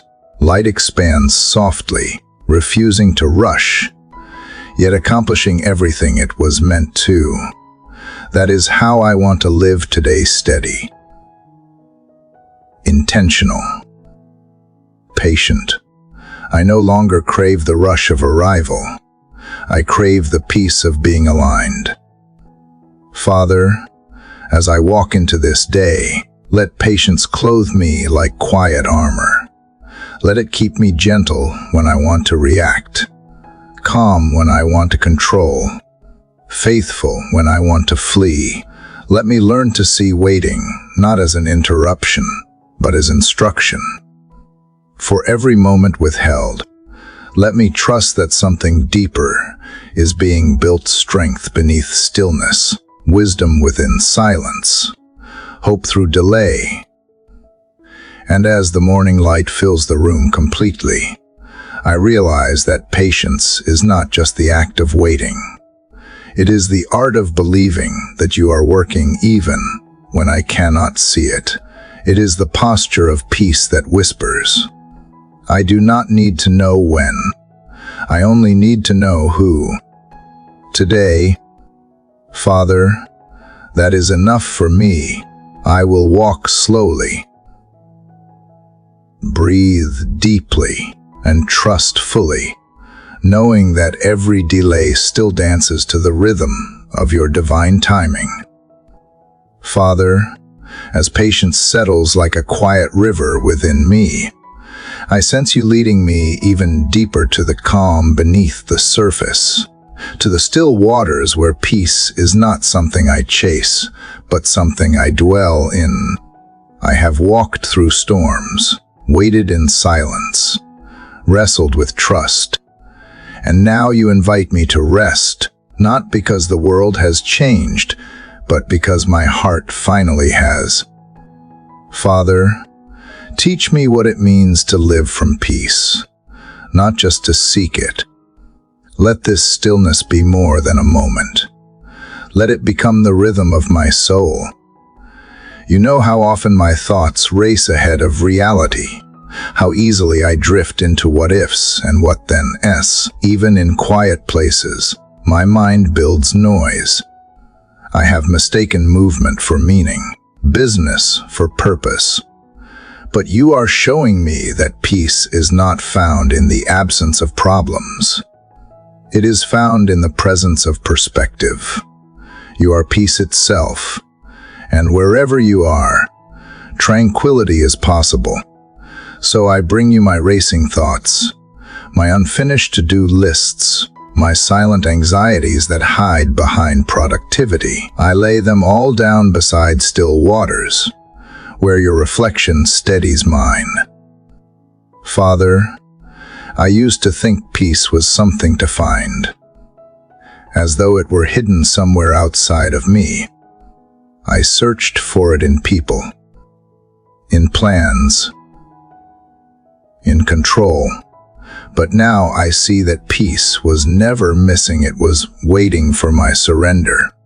It is not earned. It is received. It begins where striving ends. When my heart finally stops resisting your pace, I can hear the quiet truth beneath everything. I am safe. I am held. I am home in you. The world, Father, seems allergic to peace.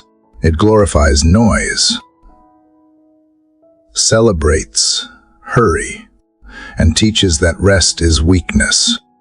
Every day it shouts for my attention, urging me to respond, to react, to keep up.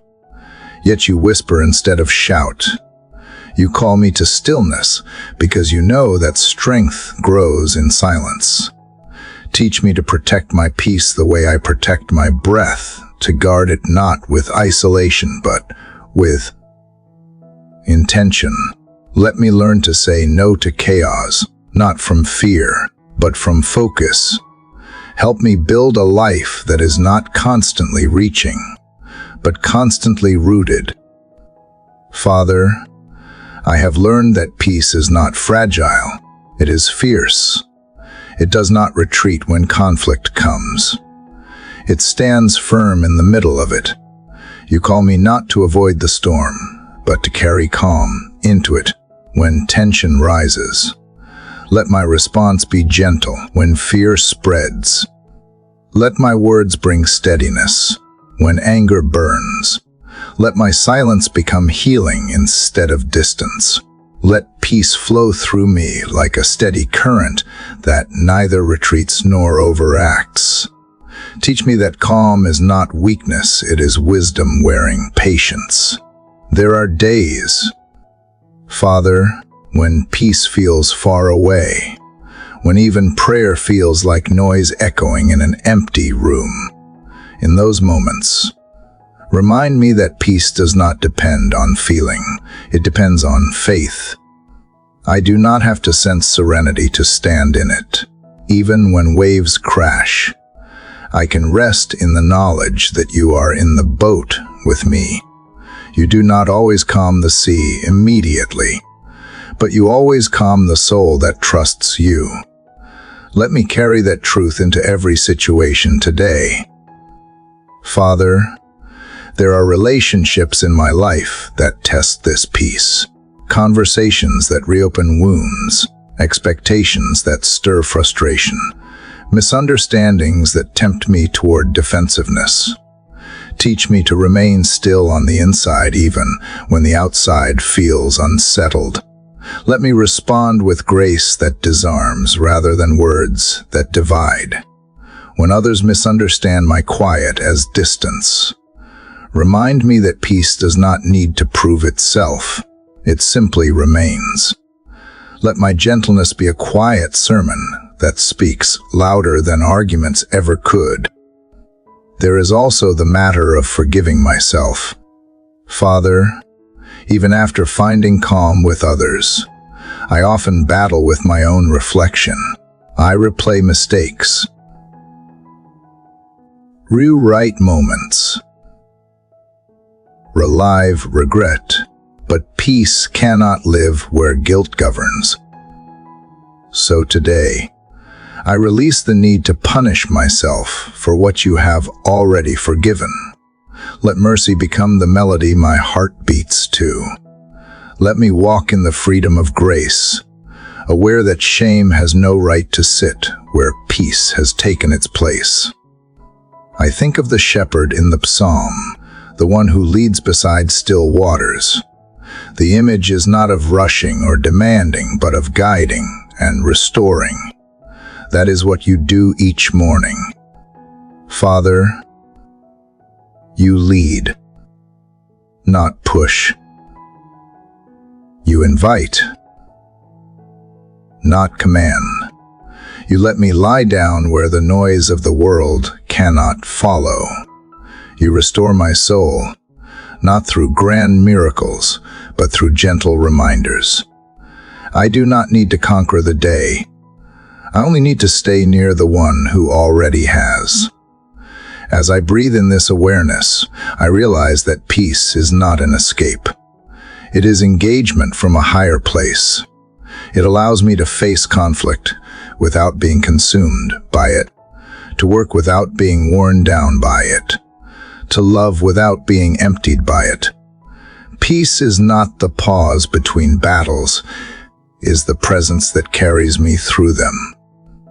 It is knowing that no matter what happens today, I am anchored to something eternal. Father, let your peace govern my emotions the way the tide governs, the shore rising and falling gently, yet never abandoning its rhythm. Let it shape my tone, my timing, my thoughts. When the world rushes around me, help me walk slower. Speak softer, love deeper. Let peace be the lens through which I see others, not suspicion or judgment. Let me carry it into every space I enter, until even chaos recognizes your presence through me. There will be moments today, I know, when I am tempted to lose it, when a word will sting, a delay will frustrate, a fear will whisper. But even then, peace remains an option. I can always return to still waters, to that inner sanctuary where your presence whispers. Be still. No one can take me from that place unless I leave it willingly. So I choose to stay. I choose to move at the pace of peace, to breathe with the rhythm of grace, to trust that the same hand that guides the sun across the sky guides me through this day. The morning is fully alive now, yet within me there is no rush, only quiet strength. The stillness is not empty, it is full. I carry it like invisible armor, knowing that wherever I go, I bring the calm of heaven into the chaos of earth. Father, thank you for these still waters, for this deep well of peace that never runs dry. It is not a reward for perfection. It is a result of proximity. The closer I am to you, the calmer I become, and as the day unfolds, that will be my one pursuit: to stay close, to stay still, to stay steady in the flow of your unshakable peace. Father, as peace settles deeply within me like calm water reflecting morning light, I sense that you are gently turning my gaze toward something that requires more than stillness: obedience. Peace steadies the heart, obedience tests it. It is one thing to rest in your presence, and another to rise and follow where that presence leads. Father, teach me that true peace is not the end of faith, but the beginning of courage. I feel your quiet invitation calling me out of comfort, asking me to step beyond safety into trust. Help me to listen without hesitation and to act without delay. You know, Father, how obedience can feel both beautiful and terrifying. I want to follow you, but sometimes my fear disguises itself as wisdom. I weigh possibilities, calculate consequences, and stall in the name of prudence, when what you ask of me is not understanding but trust. Yet even as I hesitate, you do not scold. You wait. Your patience with my uncertainty humbles me.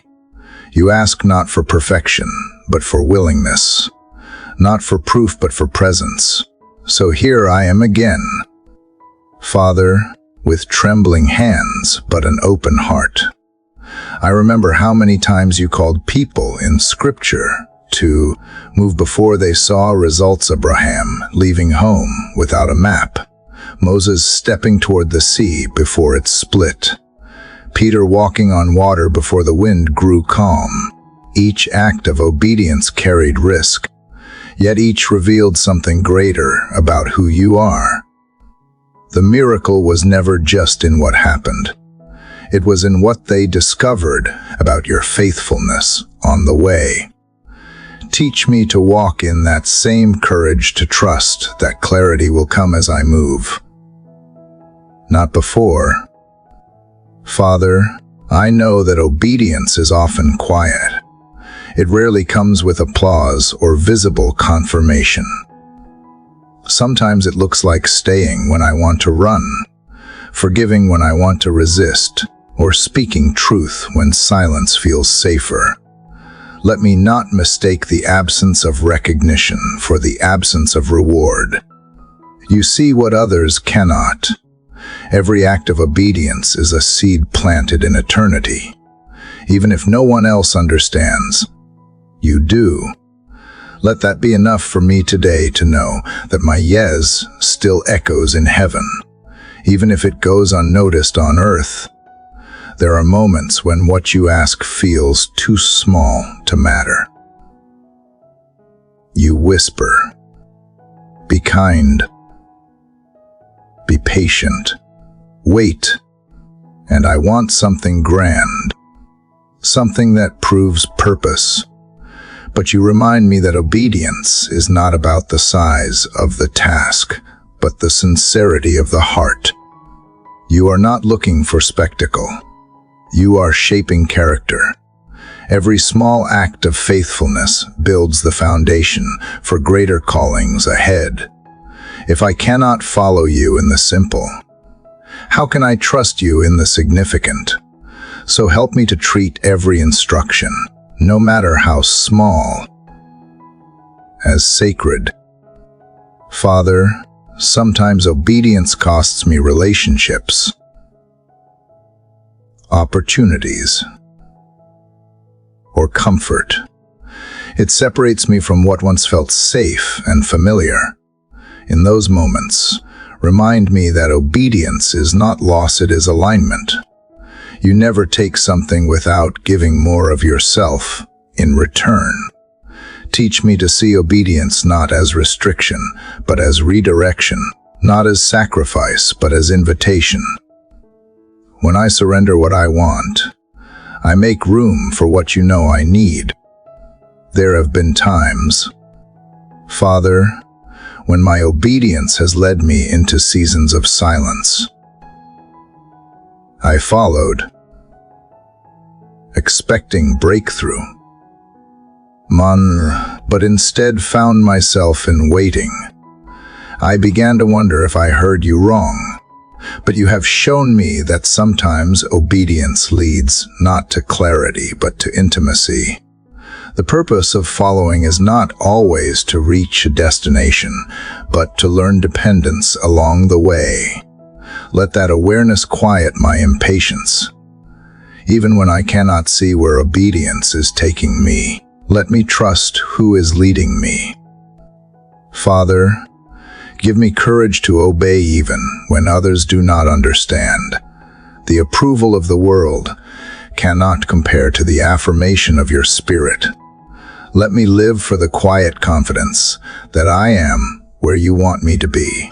When doubt arises, remind me that obedience is never wasted.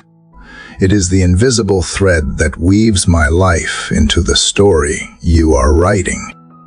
Each choice to trust you ties me closer to your heart. I think of your Son, who embodied perfect obedience, not out of obligation, but out of love. His surrender was not forced, it was chosen. Even when it led through suffering, he said yes. That kind of obedience was not weakness, but divine strength. Father, help me to reflect that same spirit, to obey not because I fear punishment, but because I love you. Let obedience become my language of devotion, my daily act of worship. Sometimes I fear that obedience will make me lose control. But the truth is I never had control to begin with. The world teaches me to plan, to predict, to preserve my safety. But you call me to release. Obedience is not reckless. It is reasonable faith. It means trusting that the one who sees the whole picture knows better than the one who only sees a piece. So today, Father, I choose to trust even when it costs understanding. I choose to believe that what you ask of me, you have already prepared me for when resistance rises inside me. When comfort whispers that I have done enough, let your spirit remind me that obedience is not a one-time decision, but a daily rhythm. It is not a leap, it is a walk. Each step, each choice, each surrender builds momentum toward maturity. Let me find joy in the journey, not just in the arrival. Let obedience become instinct, not effort. Let it flow naturally from love, the way rivers flow toward the sea. Father, when I obey, let peace confirm it. When I hesitate, let conviction guide me. When I fail, let grace correct me without condemnation. You are not a taskmaster counting mistakes. You are a father shaping trust, even when my steps falter. Your patience steadies me. You never abandon learners. You walk beside them. Let that truth keep me humble, hopeful, and faithful. The morning sun has climbed higher now, filling every corner of the room with light. It feels like a mirror of obedience, illumination, following surrender. The world outside hums with motion, and yet I feel still inside, grounded in purpose. I know that somewhere today, obedience will be required, perhaps in my words, perhaps in my silence, perhaps in a choice that no one else sees. And when that moment comes, I will remember this prayer. I will remember that obedience is not a duty to fear, but a doorway to freedom. Father, as this day unfolds, let every step I take echo with the courage to say yes. Let obedience become the melody that guides my movement, steady and sure. Let me walk boldly but gently, certain that every act of trust draws me closer to you. I do not ask for easy instructions, only for a willing heart. For I have learned that peace finds its fullest expression, not in stillness alone, but in the brave motion of obedience. Father, as obedience continues to shape my days, I begin to feel the weight and wonder of what follows it, faith tested by fire. Obedience brings movement, but faith gives meaning to that movement. You never promise that following you will be easy. You promise that it will be worth it. And though I know this truth, my heart still trembles when trials come.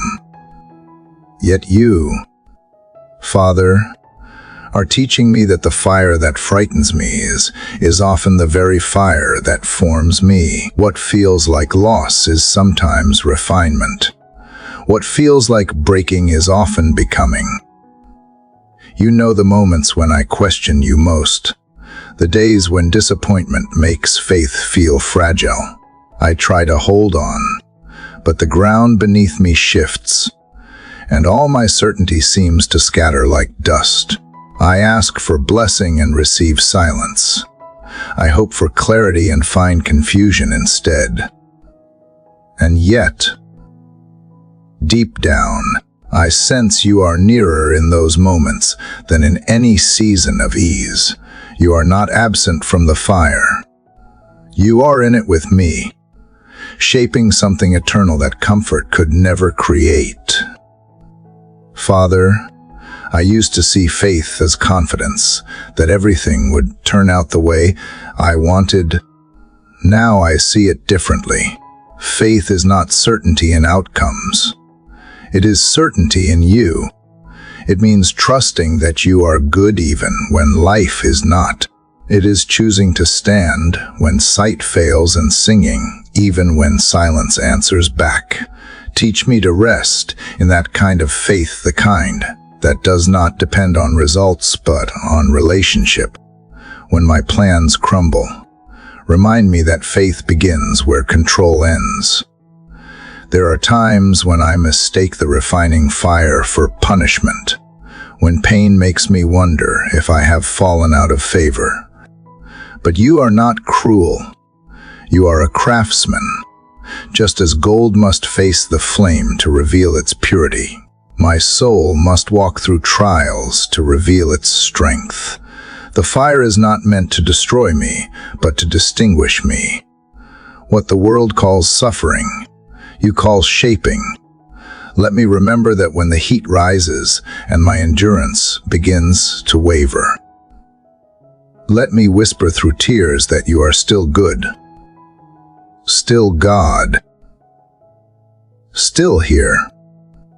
Father, I think of the countless lives in Scripture marked by the same fire. Abraham, who waited decades for a promise. Joseph, who endured betrayal before honor. Daniel, who stood in the furnace and found not flames, but fellowship. Their stories remind me that faith is not proved by avoiding fire, but by enduring it. You did not spare them from testing. You stood beside them in it. Let me hold on to that truth when I walk through my own. Sometimes, Father, my faith feels small, like a flickering candle in a storm. But you remind me that even small faith can move mountains, because it is not about the size of belief, but the strength of the one believed in. You are not asking me for perfection of faith, only persistence in it. Even when I doubt, you do not withdraw. You meet me in the uncertainty and strengthen what remains. Let my small faith today be enough, because it is held by mighty hands. The refining fire reveals what truly matters. It burns away pride disguised as strength, self-reliance masked as confidence, and fear hidden beneath logic. It exposes attachments I did not know I had the need for control, for recognition, for certainty. One by one, you invite me to lay them down. It hurts to let go, but each surrender leaves more room for trust. And though the process feels painful, I begin to see that the pain itself is proof of transformation. Something in me is being purified, not destroyed, but defined.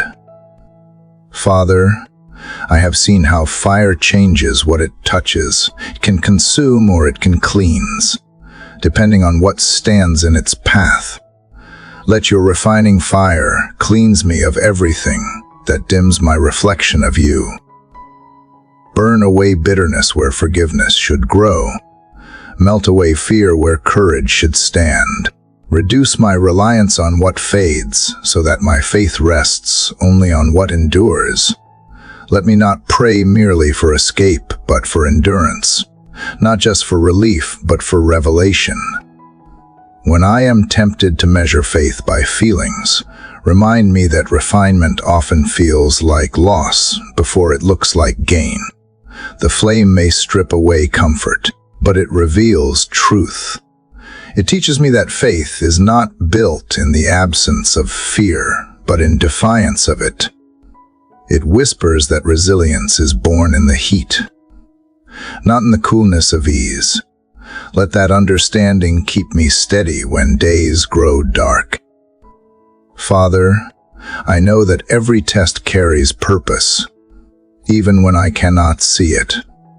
You are teaching me patience through waiting, humility through surrender, strength through weakness. What I once saw as obstacles now look like invitations to grow deeper in trust. Let me not waste the fire by resisting it. Let me lean into it until it refines what needs to be refined. And when I emerge, let others see not what was burned, but what was made new. There are moments, Father, when I want to turn back, to seek the safety of predictability instead of the purity of faith. But you remind me that faith that is never tested is faith that never matures. You are not trying to break me. You are teaching me to bend without snapping, to yield without losing shape. You are making me resilient, not reckless faithful, not fearful. And for that, I am learning to thank you even for the fire. As the morning light strengthens outside my window, I realize that the fire of faith is not always visible. Sometimes it burns quietly inside the choices I make, the words I withhold, the forgiveness I give. It is present in the patience to wait, in the courage to begin again, in the grace to keep believing when nothing changes. That is where refinement truly happens, not in grand gestures, but in daily endurance. Father, as I carry this awareness into the day, let me walk unafraid of heat. Let me trust that every challenge holds hidden grace. Every struggle shapes unseen strength. When I face resistance, let my response be worship. When I encounter difficulty, let my first thought be trust. When fear whispers, let faith answer louder. Let my life itself become evidence that refined faith glows even in darkness. The day now stretches open before me like an ember turning gold. I feel the quiet assurance that though the fire may return, I am not the same as before. Something within me has shifted lighter, stronger, clearer. The faith that once trembled now stands. And as I breathe in the warmth of morning, I know this truth. The fire that tried to consume me has instead illuminated me. You, Father, are the flame and the refuge both, the one who burns away what hinders and reveals what endures forever. Father, as the refining fire cools and I feel the quiet after transformation, you are teaching me something deeper still: surrender. The fire purified what needed to be burned away, but surrender perfects what remains. It is the final letting go, the moment when faith stops fighting for control and begins resting in your sovereignty. I have learned to trust you through storms and silence, through patience and obedience, but now you ask me to trust you with everything, to release not only what I fear, but even what I love. Father, show me the strength that hides inside surrender. You know how tightly I hold to things, how naturally my heart clings to what feels safe. I say I trust you, yet I often measure my security by what I can still control. I keep one hand on the wheel while asking you to lead. But you are not a co-pilot. You are the way itself. You cannot share the throne of my heart.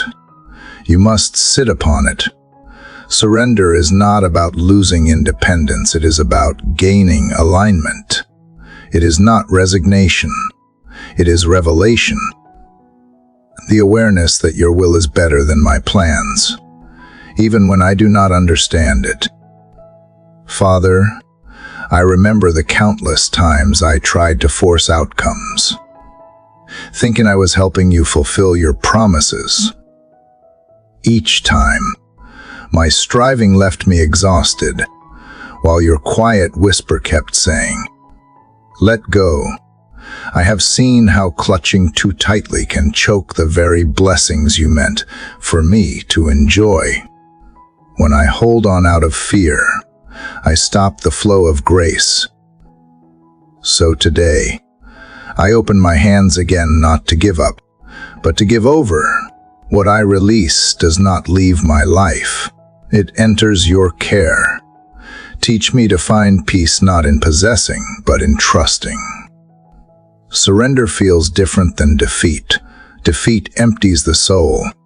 Surrender fills it. Defeat steals hope. Surrender restores it. When I yield to you, I do not become smaller. I become freer. The burdens I once carried, expectations, worries, regrets lose their power when I hand them back to the one who already carried the cross. You never designed me to hold the weight of the world. You only asked me to hold faith in the one who does. Let that truth settle deep within me until every anxious thought bows to peace. Father, sometimes surrender means releasing something I love deeply. It may be a dream, a relationship, a plan I believed was part of my destiny. The letting go aches, but you remind me that surrender is not subtraction. It is sacred exchange. What I give up for you, you refine and return in greater form or replace with something eternal. Help me not to mourn what I lay down, but to marvel at what you will do with it. I do not want to cling to what once was and miss what could be. There are moments when surrender looks like silence, choosing not to defend myself when misunderstood, not to retaliate when wronged, not to demand control when chaos tempts me. In those moments, surrender becomes strength disguised as stillness. The world may mistake it for weakness, but you see it as worship. It takes more courage to yield than to conquer, more faith to trust than to prove. Father, make my heart brave enough to be still when action is easier than obedience.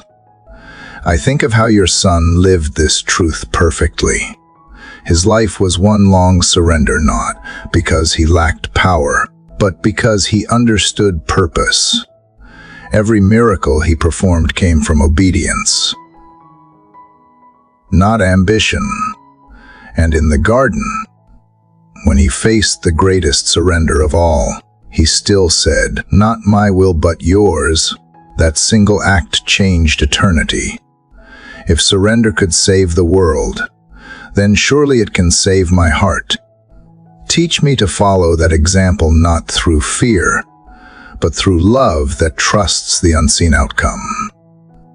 Father, sometimes surrender means accepting that I may never know the reasons behind certain seasons. It means resting without answers, trusting without evidence, believing that unseen work is still being done. I used to crave explanations, thinking they would bring peace.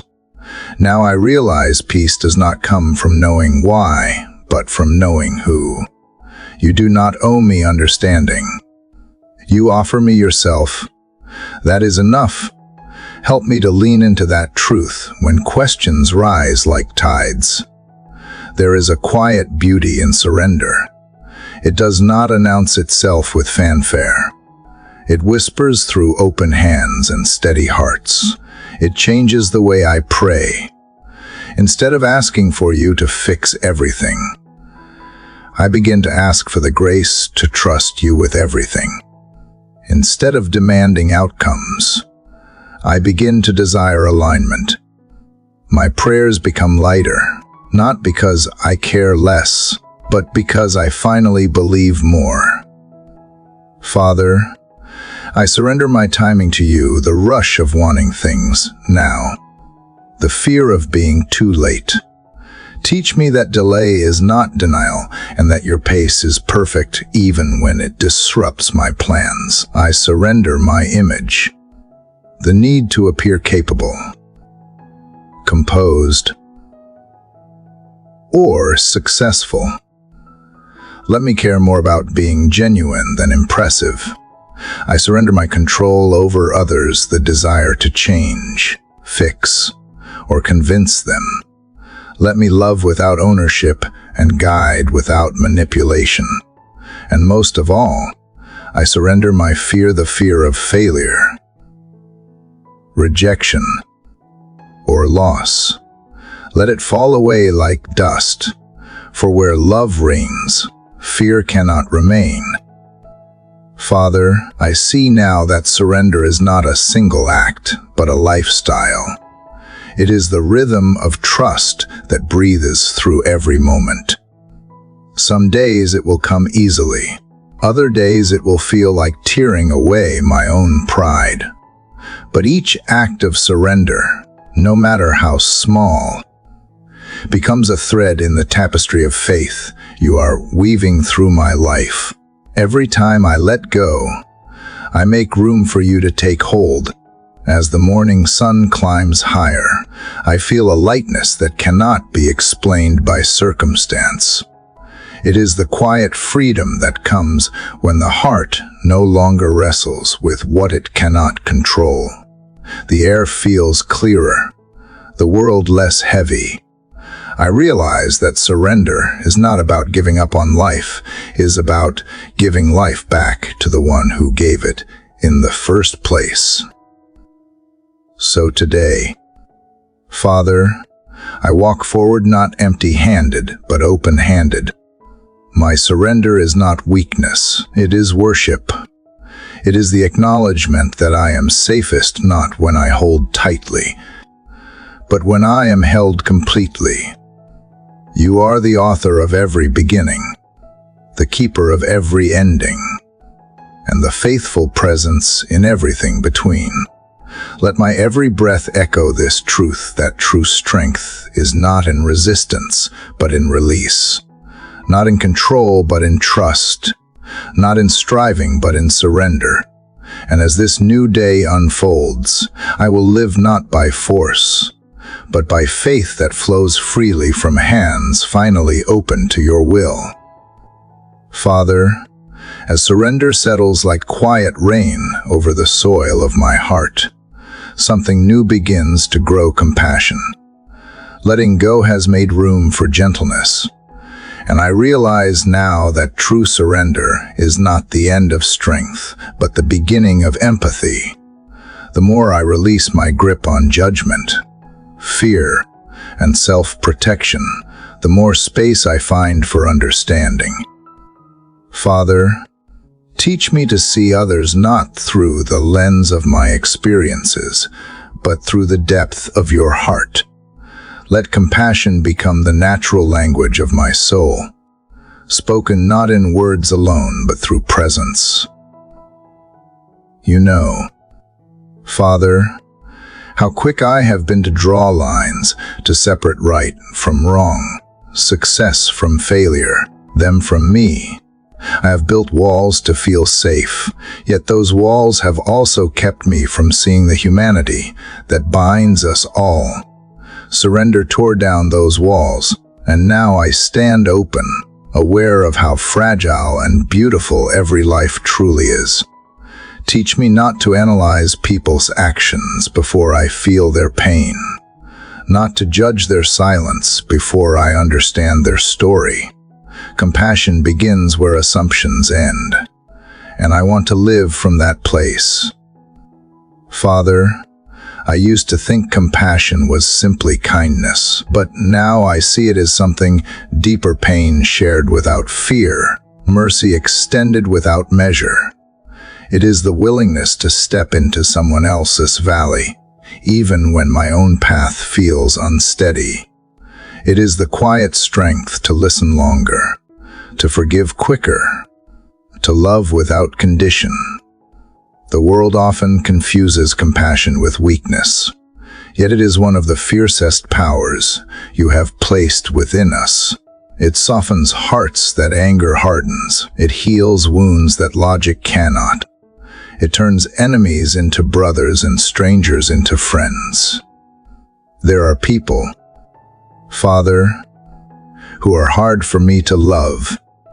You know their names as well as I do the ones who wounded me, disappointed me, or simply see the world differently. My instinct is to protect myself, to justify my distance. But you whisper that compassion does not depend on agreement. It depends on grace. You remind me that mercy is not endorsement. It is reflection and echo of how you love me, even when I fall short. Let that awareness break the cycle of bitterness within me.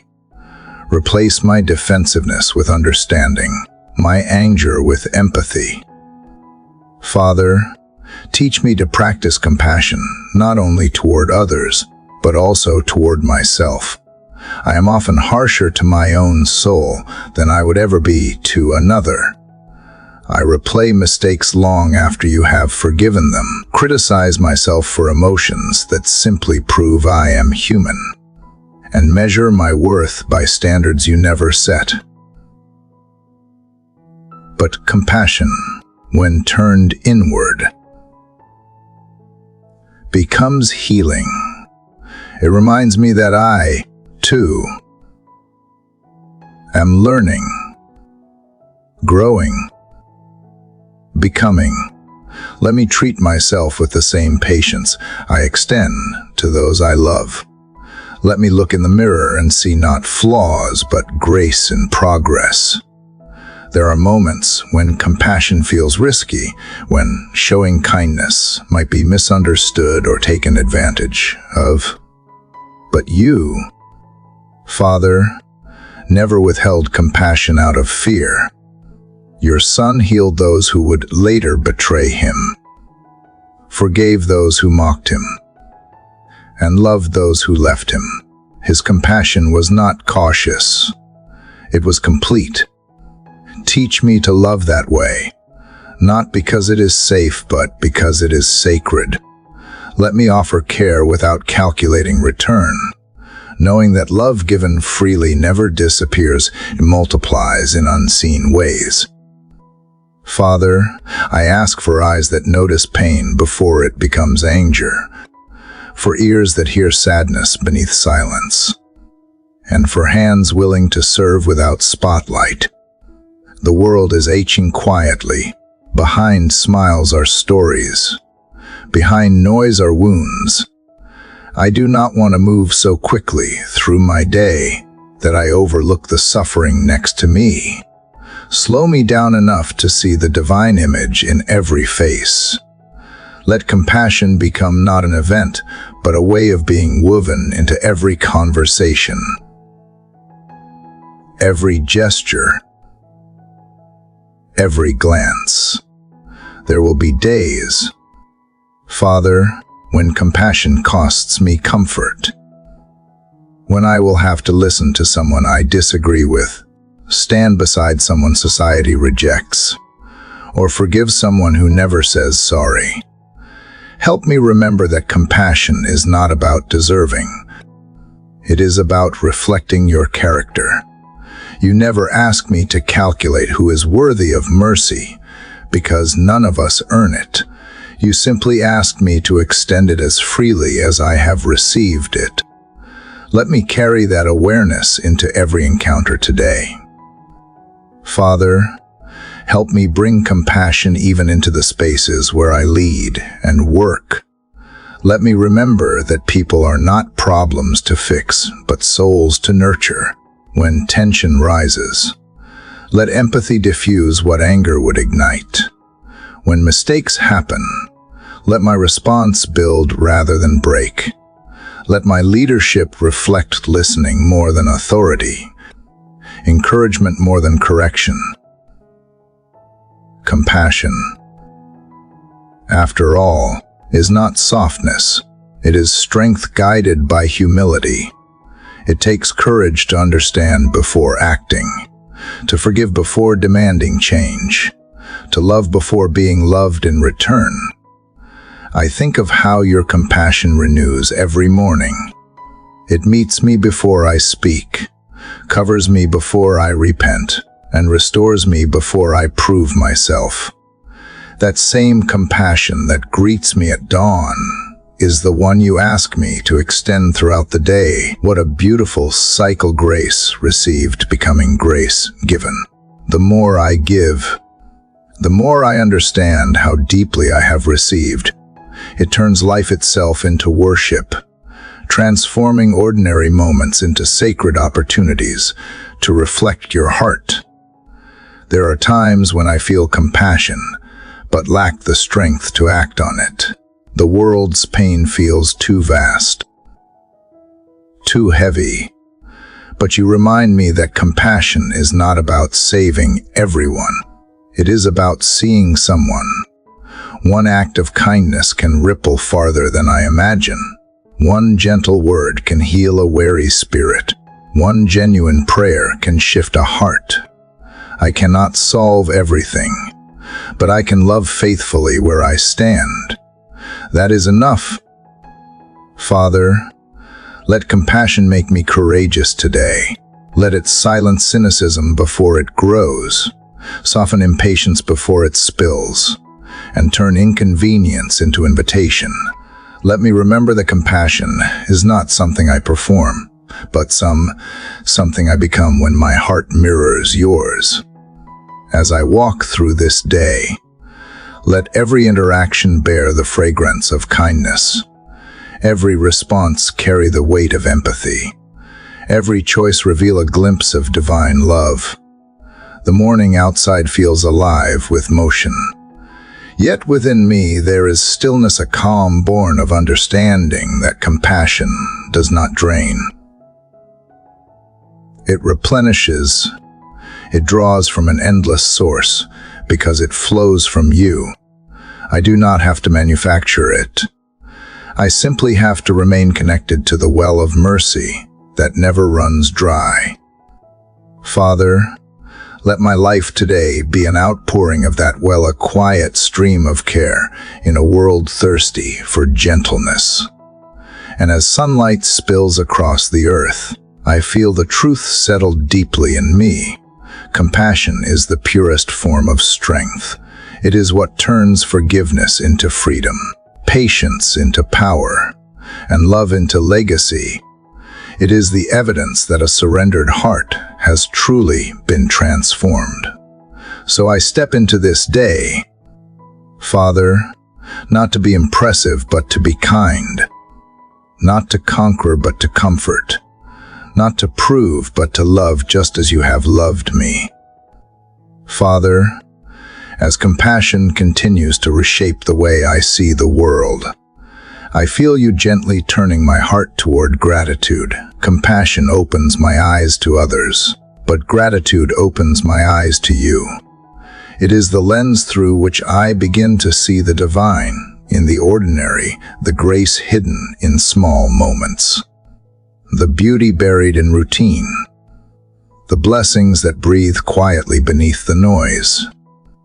Father, teach me that gratitude is not merely a reaction to goodness, but a way of perceiving life itself. Let thankfulness become the light that steadies my steps, even when the path grows dim. I have spent so much of my life waiting for the big reasons to give thanks, answered prayers, breakthroughs, moments of joy so obvious they could not be missed. But you are showing me that gratitude is not meant to visit only in celebration. It is meant to dwell even in struggle. The heart that can give thanks in lack will never run out of peace in plenty. The eyes that can find beauty in brokenness will never lose sight of hope.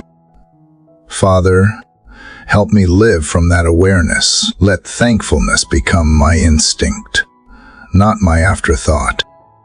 You know how easily I forget, how quickly I let worry rewrite the stories of your faithfulness. I move on from miracles as though they were coincidences, from provisions as though they were accidents. But when I pause to remember, gratitude begins to rebuild my faith. It reminds me that I have been carried, sustained, rescued countless times. Gratitude is not denial of pain. It is recognition that grace always outnumbers it. Teach me to count blessings more carefully than burdens. Let my memory become a treasury of gratitude instead of a record of grievances. Father, I realize now that gratitude is an act of trust. It declares that even when I do not understand, I believe you are working all things together for good. It shifts my focus from what is missing to what remains, from what hurts to what heals. Gratitude is the quiet courage that looks at uncertainty and still says, "Thank you." It is faith made visible. Let that faith take root in me until it grows into a joy that circumstances cannot touch. There are days when gratitude feels unnatural, when disappointment presses in so deeply that thankfulness seems far away. Yet even then, you whisper that gratitude does not require perfection. It requires perspective. I can still thank you for the breath that carries my prayers, for the sunrise that promises another chance, for the small kindnesses that find me when I least expect them, even in sorrow. Gratitude keeps my heart from turning bitter. It softens grief into grace and transforms endurance into worship. Father, let me not only feel gratitude, but express it. Teach me to speak thankfulness aloud to you and to others. Words of gratitude are like seeds. When planted, they grow into gardens of peace. Help me to say thank you more often to those who serve quietly, to those who love imperfectly, to those whose presence adds warmth to my days. Let gratitude ripple through my conversations, turning ordinary exchanges into moments of meaning. When I bless others with appreciation, I remind them and myself that we are all instruments of grace. Sometimes gratitude hides in disguise, wrapped in trials that only reveal their value later. I think of past seasons when I begged for escape, only to realize later that the hardship was shaping something holy inside me. Father, thank you for the lessons that came through loss, for the strength forged through waiting, for the compassion born of pain. Every valley carried wisdom that mountaintops could never give. Teach me to see even the difficult days as teachers rather than enemies. Gratitude turns suffering into soil where new faith can grow. Father, I want to wake each morning with awareness not of what I lack, but of what I have already received. The sound of rain, the laughter of a friend, the strength to stand, the grace to start again. These are miracles disguised as moments. Let my first breath of the day be a thank you, and my last breath at night be the same. When I live in gratitude, I no longer chase joy, I uncover it. For joy does not appear when everything is perfect. It appears when I notice that you are present in everything. Gratitude changes the way I see others too. It reminds me that every person I meet carries something to be thankful for, a lesson, a reminder, a reflection of your creativity. Instead of comparing or competing, gratitude helps me celebrate. It turns envy into admiration and impatience into patience. When I am thankful for where I am, I stop resenting where others are.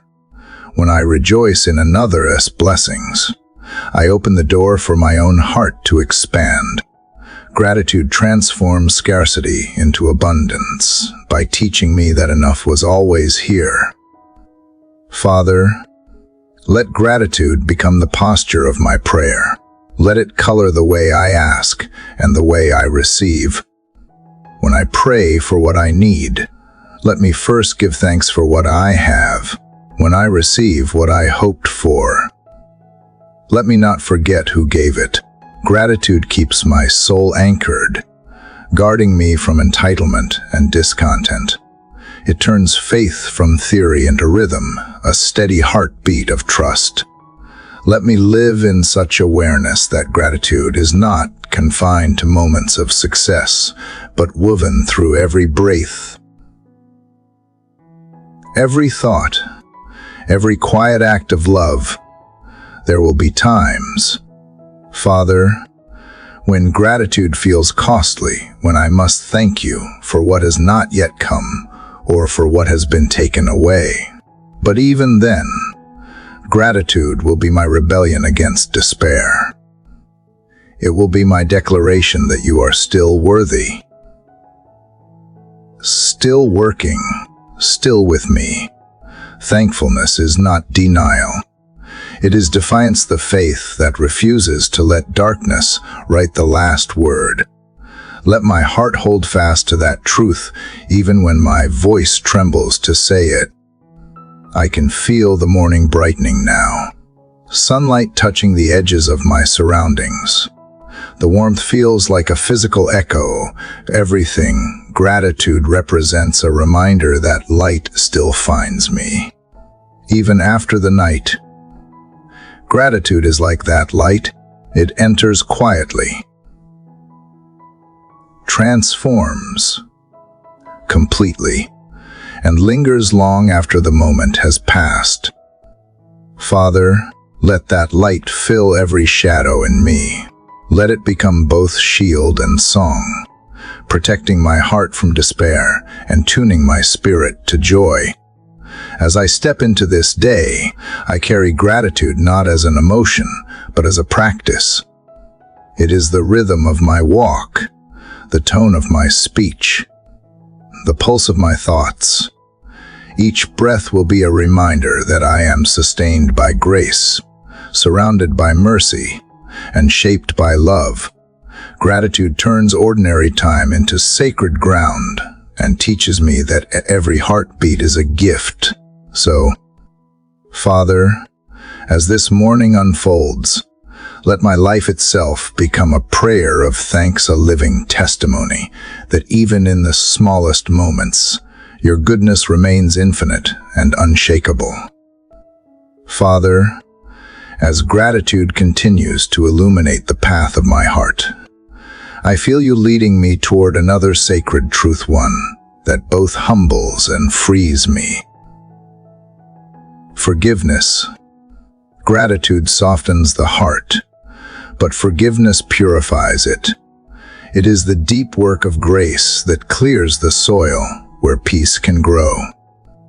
Father, teach me to forgive the way you forgive, completely, willingly, and without measure. Let forgiveness not be a task I perform, but a transformation I live, a flow of mercy that moves through me as naturally as breath. I know, Father, that forgiveness is not easy. It asks me to release what justice tells me to hold. It asks me to bless where I have been broken, to let go of debts that feel unpaid. Sometimes my heart resists because it feels like surrendering to injustice, but you remind me that forgiveness is not approval, is release. It is choosing freedom over bitterness, healing over memory, peace over pride. To forgive is not to erase what happened, but to refuse to let it define me anymore. It is the decision to stop carrying what was never meant to stay. There are faces, Father, that come to mind when I think of forgiveness. People who wounded me in ways words cannot capture. Some did so knowingly. Others did so in ignorance. I have tried to move on, yet traces of resentment linger like ashes after a fire. I have prayed for closure when what I needed was courage to forgive, not for their sake alone, but for my own. You never asked me to feel ready to forgive. You only asked me to choose it. The feelings may take time to follow, but the decision opens the door. So today, Father, I open that door again. Teach me to forgive the way you forgive me, with patience that outlasts my failures and love that refuses to keep records of wrongs. Your forgiveness does not come in installments. It arrives complete, wrapped in mercy that never expires. I cannot repay you for it. I can only reflect it. Let that reflection begin in how I treat others. When I am tempted to withdraw kindness, remind me how you never withheld it from me. When I am tempted to recall old hurts, remind me how you choose to forget mine. Father, there are wounds I have carried so long, they have come part of my identity. I have built stories around them, worn them like armor, but that armor has grown heavy, and I am tired. I no longer want to define myself by what was done to me, but by what you are doing in me. Let forgiveness unshackle my spirit. Let it turn pain into wisdom and scars into strength. When I forgive, I am not saying the pain was right. I am saying the pain will no longer rule. I also know, Father, that forgiveness sometimes needs to reach backward into places I rarely visit, memories I have sealed away, people I have tried to forget. You gently remind me that unhealed wounds cannot stay buried forever. They resurface not to torment me, but to be touched by grace. Give me the courage to face them without fear. Let your Spirit walk with me into those hidden rooms of memory, unlocking every door with mercy. Replace bitterness with compassion, sorrow with perspective, anger with peace. Father, teach me also the humility to seek forgiveness where I have caused pain. It is easier to play the victim than admit my part in another's hurt. But I, too, have spoken words that cut, made choices that wounded, ignored needs I should have noticed. Forgiveness is not one-sided.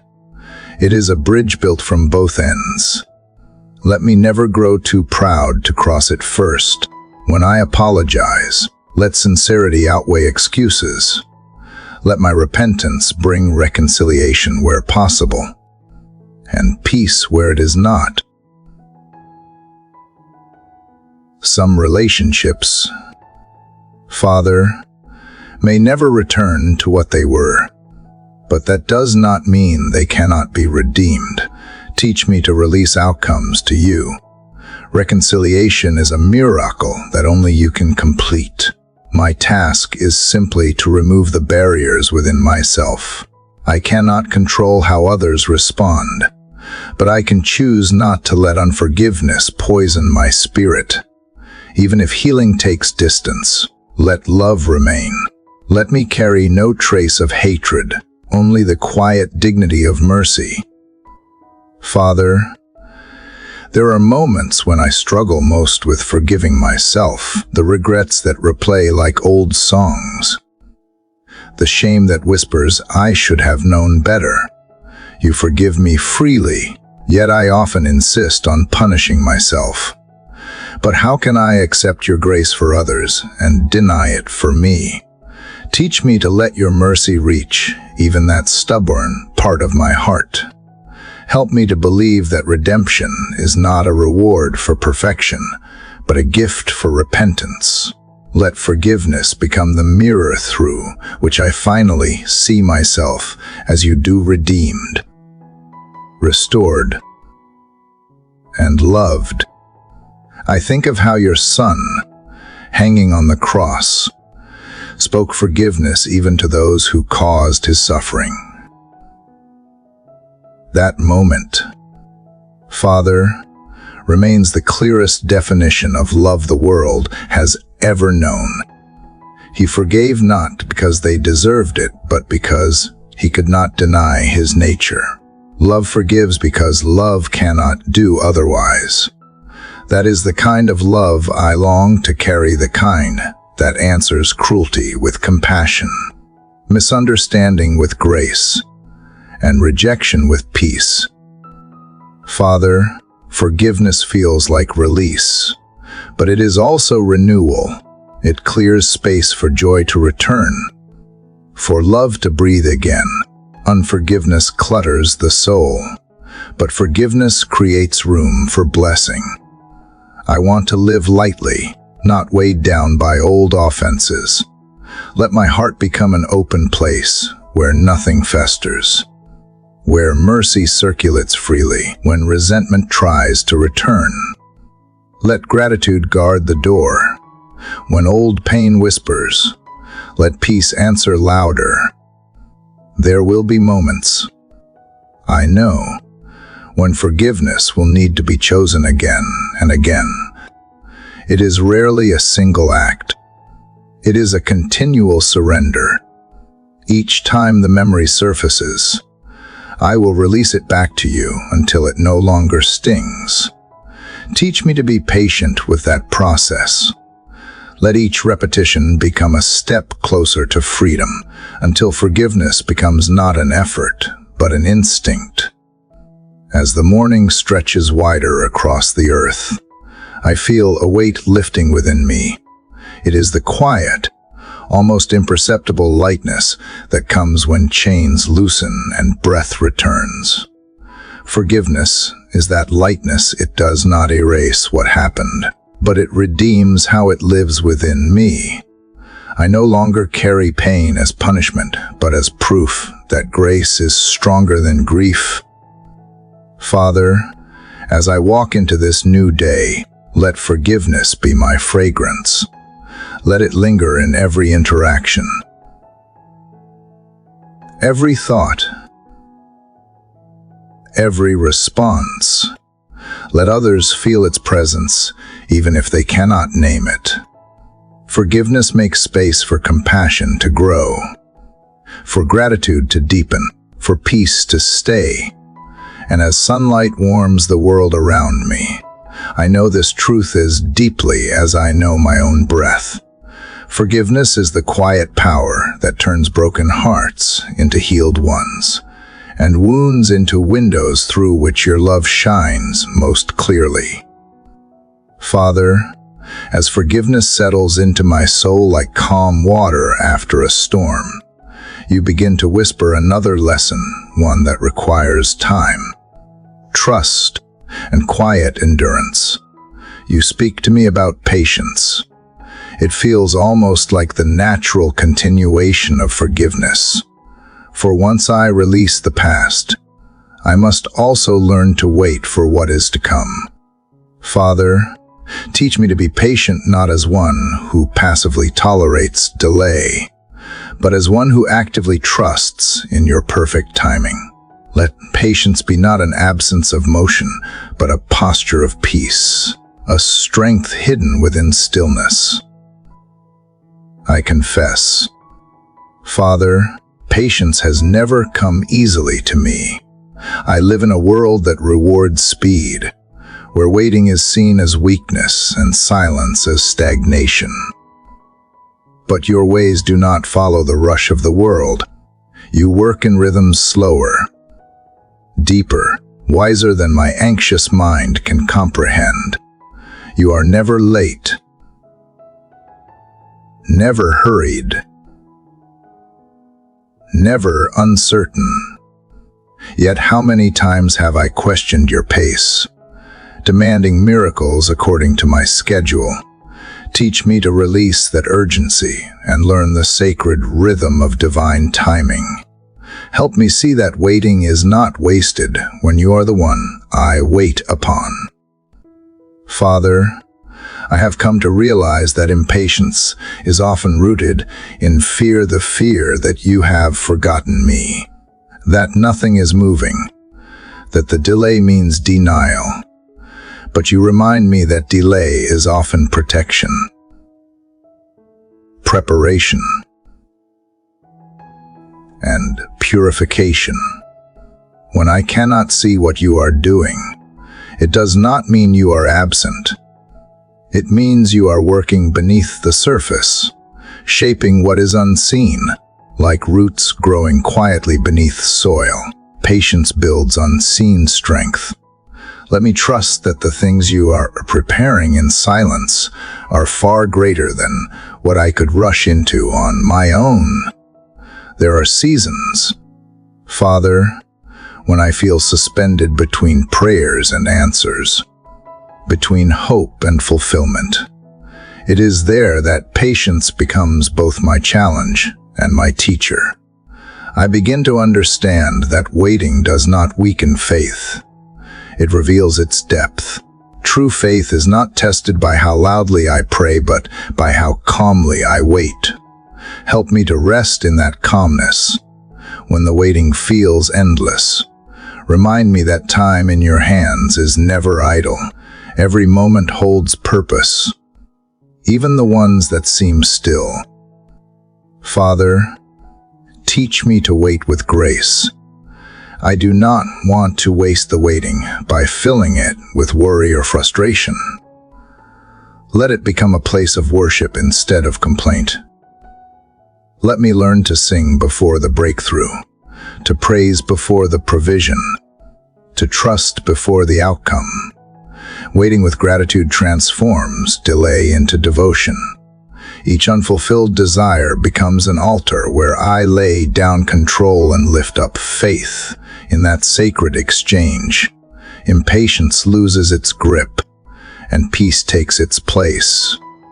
Sometimes patience looks like silence, choosing not to defend myself when misunderstood, not to rush to fix what only time can heal. In those moments, my natural instinct is to act, to speak, to make things happen. But you remind me that patience is not passivity. It is power restrained. It is knowing when to stand still and let you move instead. Father, help me find strength in stillness, to remember that the one who can calm storms can also command time. There are people, Father, who test my patience too, those who do not change as quickly as I wish. Those who speak without understanding, those who mirror my own weaknesses in uncomfortable ways. It is in those encounters that patience becomes an act of love. Teach me to be as patient with others as you are with me. Your love does not rush my growth or condemn my slowness. It waits, gently, faithfully, until I am ready. Let me extend that same grace to others.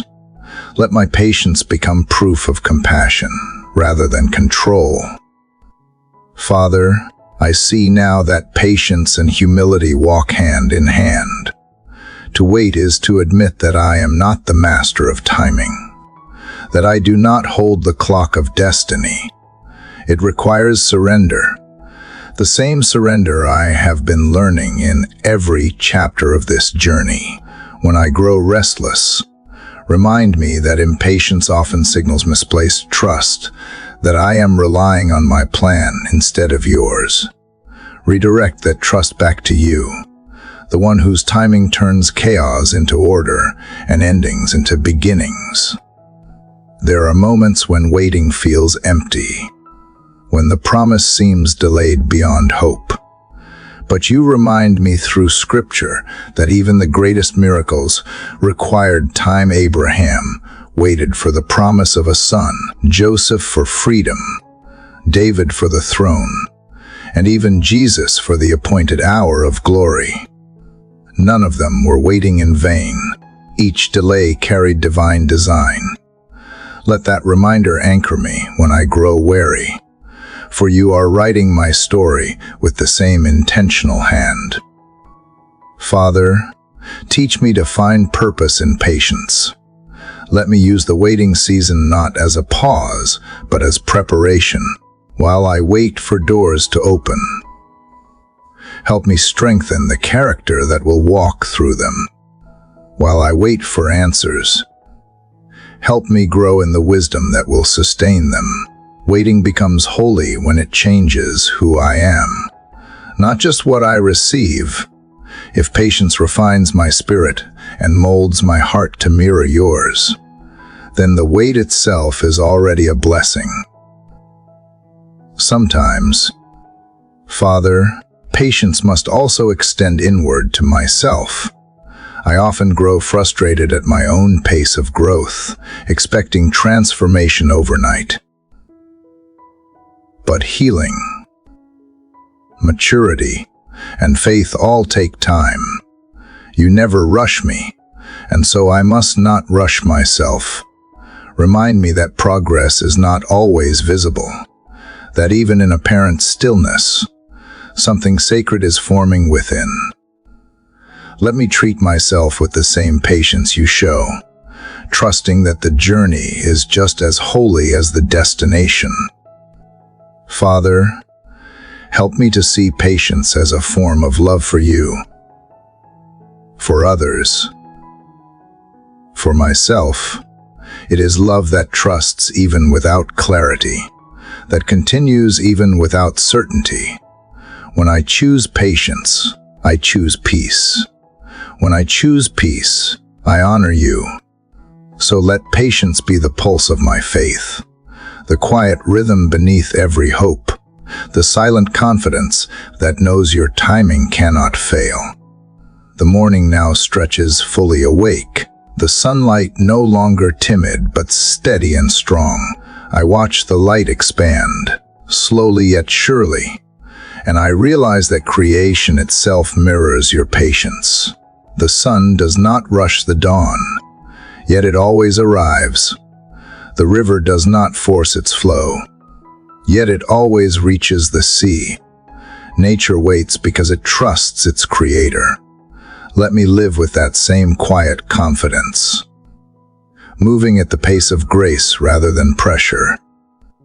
Father, as I step into this new day, let patience guide my every response. When obstacles arise, let calmness take the place of frustration.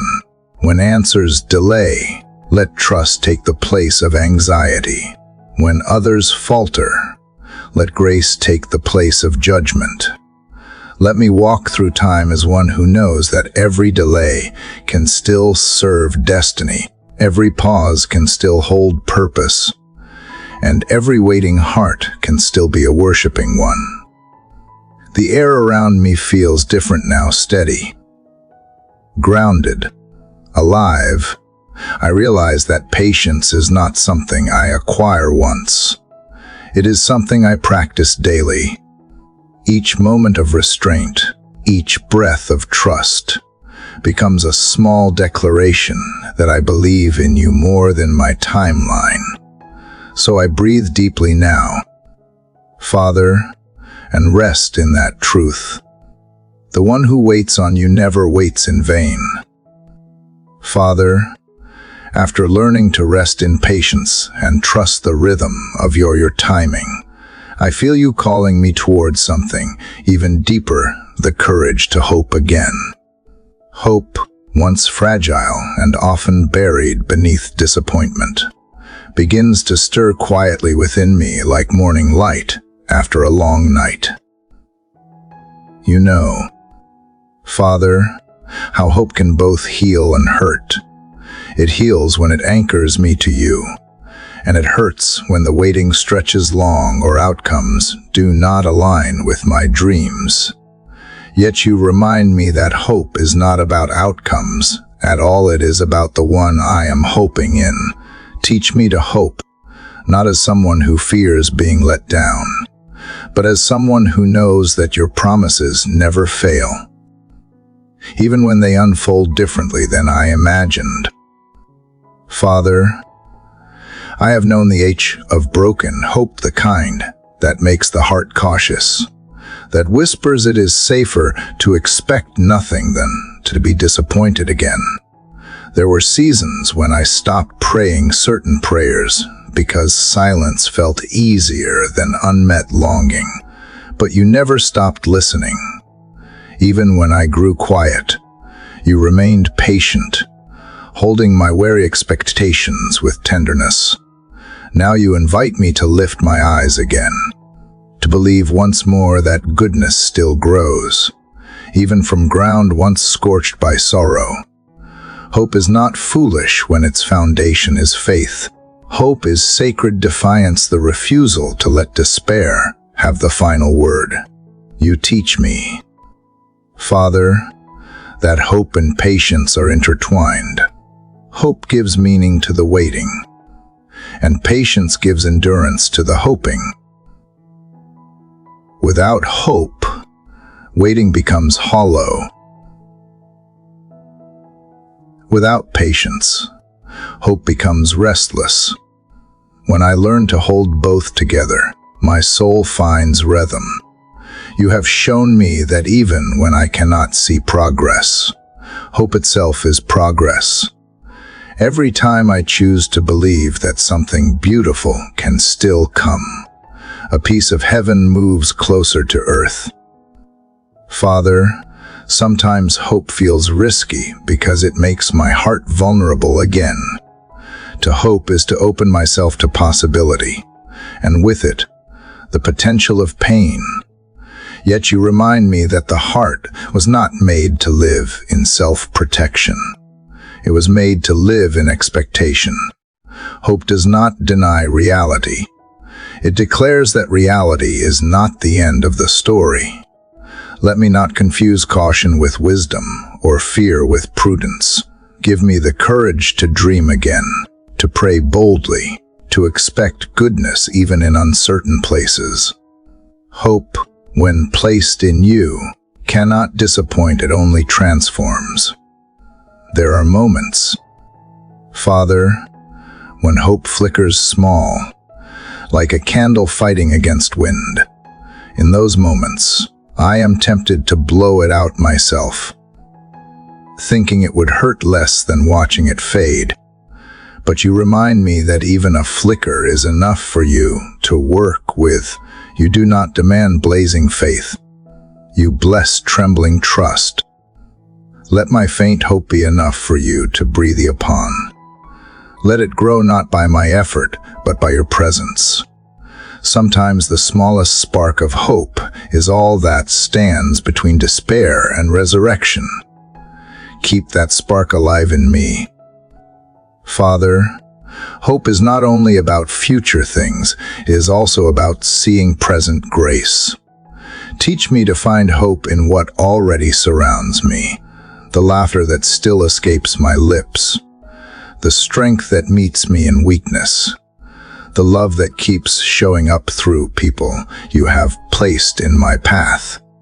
These small signs are reminders that you are still moving, still creating, still redeeming. Hope does not live only in tomorrow.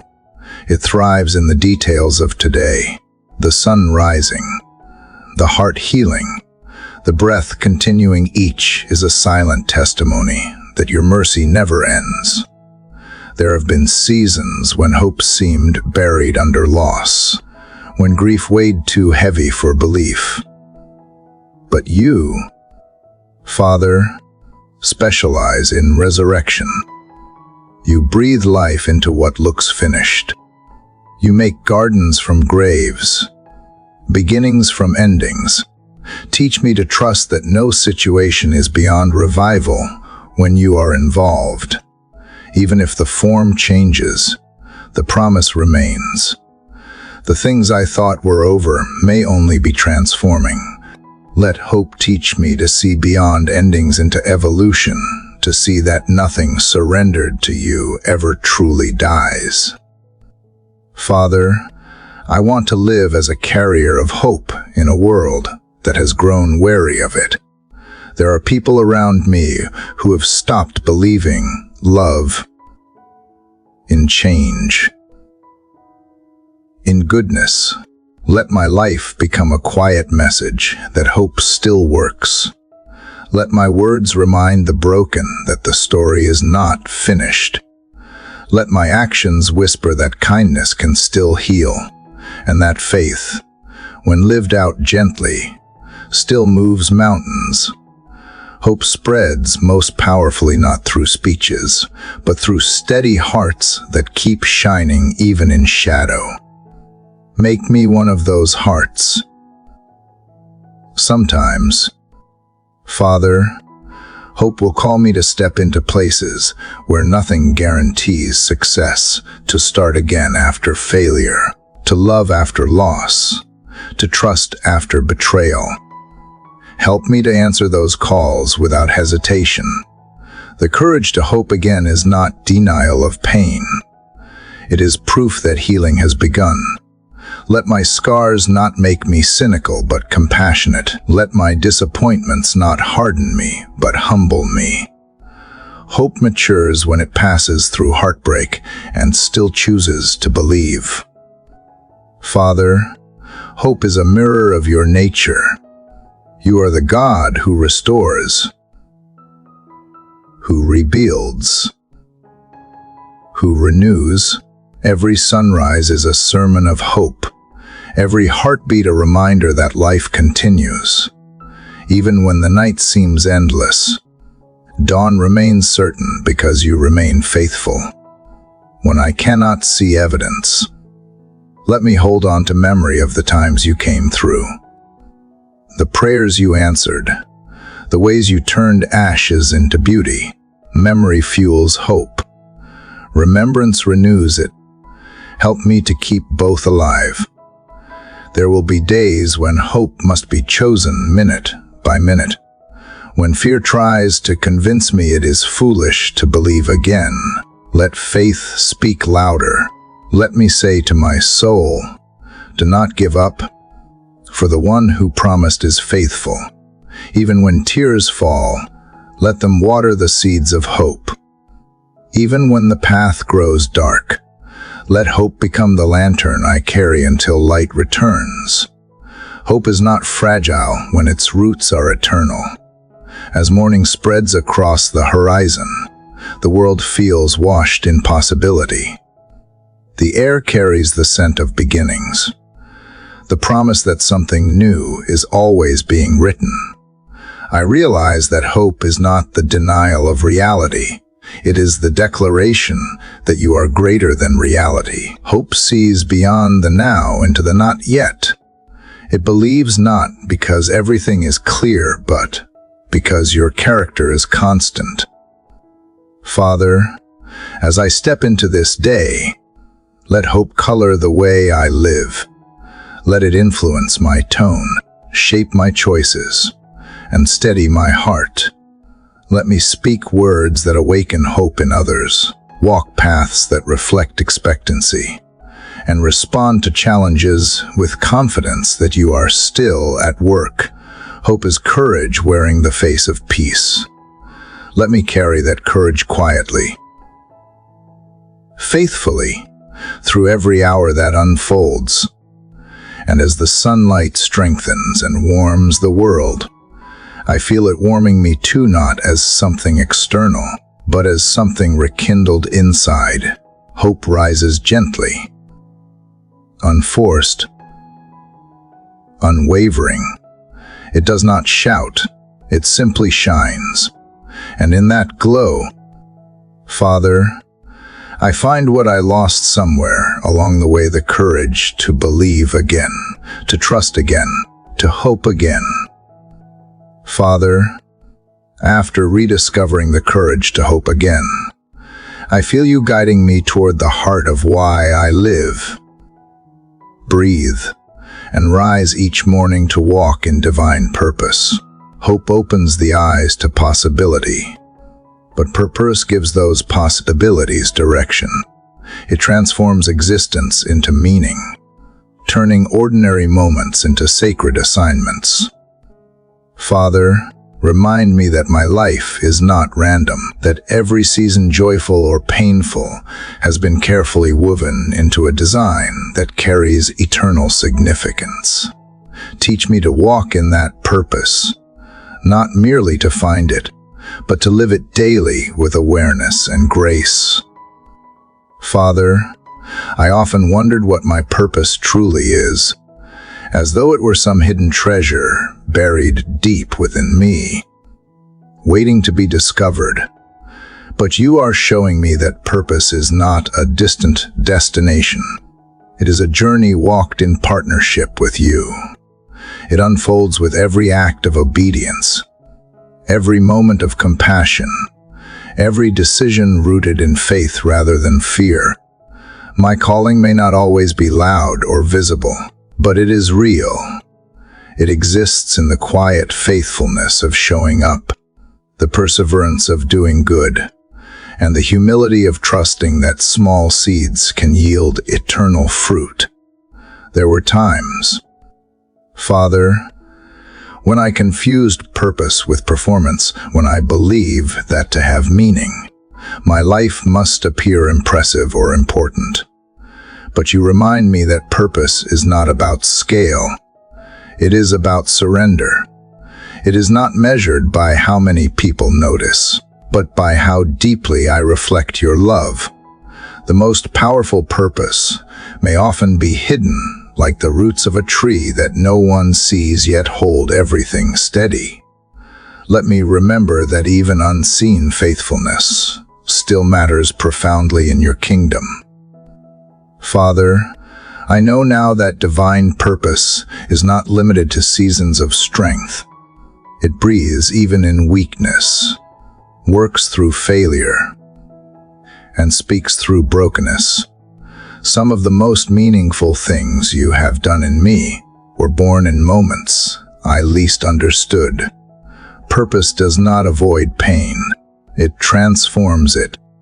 The very trials I once resented became teachers that shaped my character, refined my motives, and deepened my compassion. You waste nothing, Father, no tear, no delay, no detour. Everything becomes thread in the tapestry of your plan.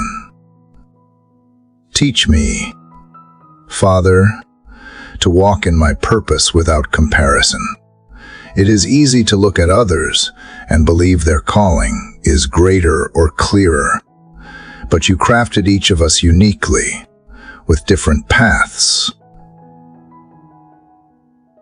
different seasons, different assignments. And comparing purpose only blinds me to my own. Let me celebrate the diversity of your design, knowing that my path may look quieter, but is no less divine. You have written a story for me that no one else can live, and its beauty lies not in its visibility, but in its authenticity. There are days, Father, when I lose sight of that purpose, when routine dulls my sense of calling, and I move through hours as though they were meaningless. But you remind me that purpose is not found in grand events alone. It is hidden in the ordinary. Every word spoken in kindness, every choice made in honesty, every prayer whispered in faith contributes to a greater good I may never fully see. The sacred is not somewhere else, it is right here, in the daily faithfulness of walking with you moment by moment. Father, Give me discernment to know when to move and when to wait, when to speak and when to listen, when to work and when to rest. Purpose is not only about what I do, but how I do it with intention, humility, and alignment to your will.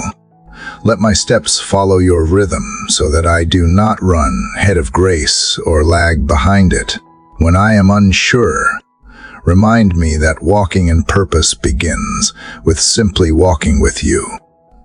If I stay close to your heart, I will always be on the right path, even when I cannot see far ahead.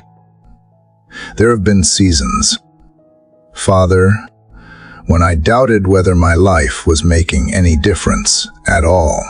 I looked for visible signs of success and found none. And I began to wonder if I had failed. But you remind me that purpose often bears fruit in ways unseen. A word of encouragement planted years ago may bloom in someone's heart long after I forget. A single act of integrity may ripple farther than I can measure. In your economy, nothing done in love is ever wasted. Let that assurance anchor me when my labor feels small or my impact unseen. Father, purpose also calls for courage, the courage to say yes when fear whispers no, to step forward when the outcome is uncertain, to keep going when results are delayed. It means trusting that you go before me into every space you send me. It means believing that even when doors close, detours can still lead to destiny. Purpose requires faith that obedience itself is success. Let that truth free me from anxiety over outcomes. My responsibility is to follow. Yours is to fulfill. Teach me also, Father, that walking in divine purpose does not mean constant motion. Sometimes purpose requires pause to listen, to realign, to rest in you. In those quiet stretches, when nothing seems to move, I can still live on purpose by choosing peace over panic, prayer over pressure. Purpose is not about activity, but alignment, the inner harmony between my will and yours. When my spirit is in sync with yours, even stillness becomes sacred movement. There are moments when purpose will lead me to serve in places no one notices, to love people who cannot repay, to forgive when it costs me, to believe when it hurts. Those are the moments that shape eternity.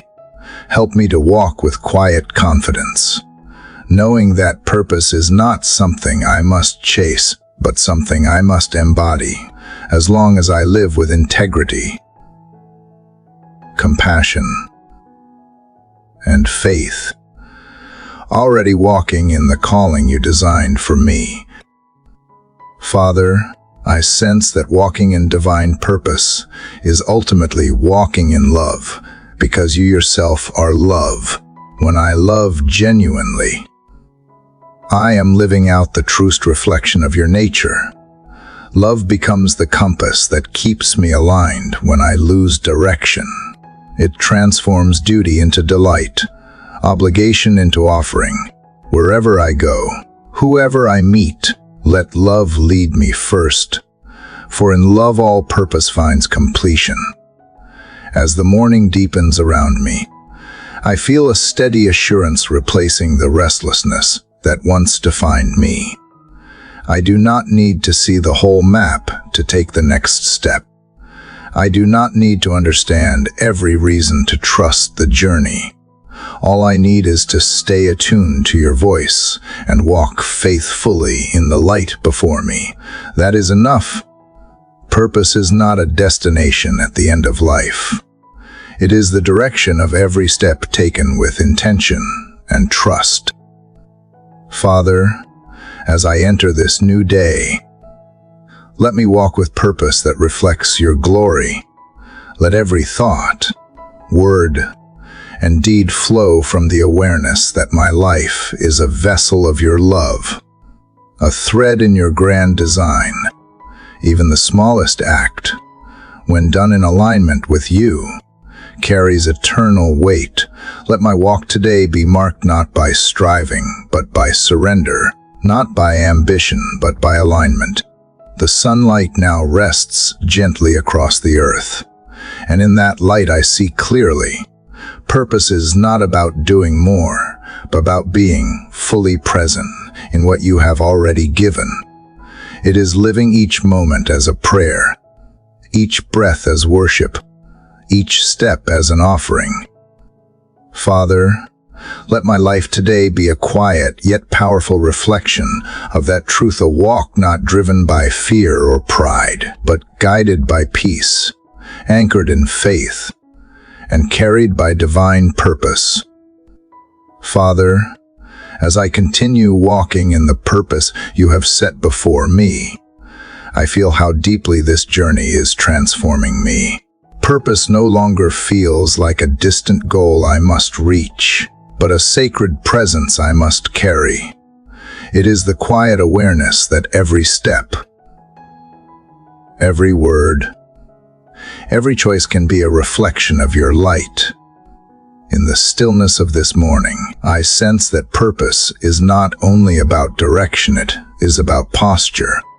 It is about walking not only with determination, but also with grace, humility, and faith. Father, let me not rush ahead in pursuit of accomplishment, but move in rhythm with your will, learning that divine purpose flows not from striving, but from surrender. You know, Father, how often I have misunderstood purpose, thinking it required me to do something extraordinary, to prove myself worthy of divine calling. But you are teaching me that purpose begins in being, not doing. It begins in the quiet alignment of my heart with yours.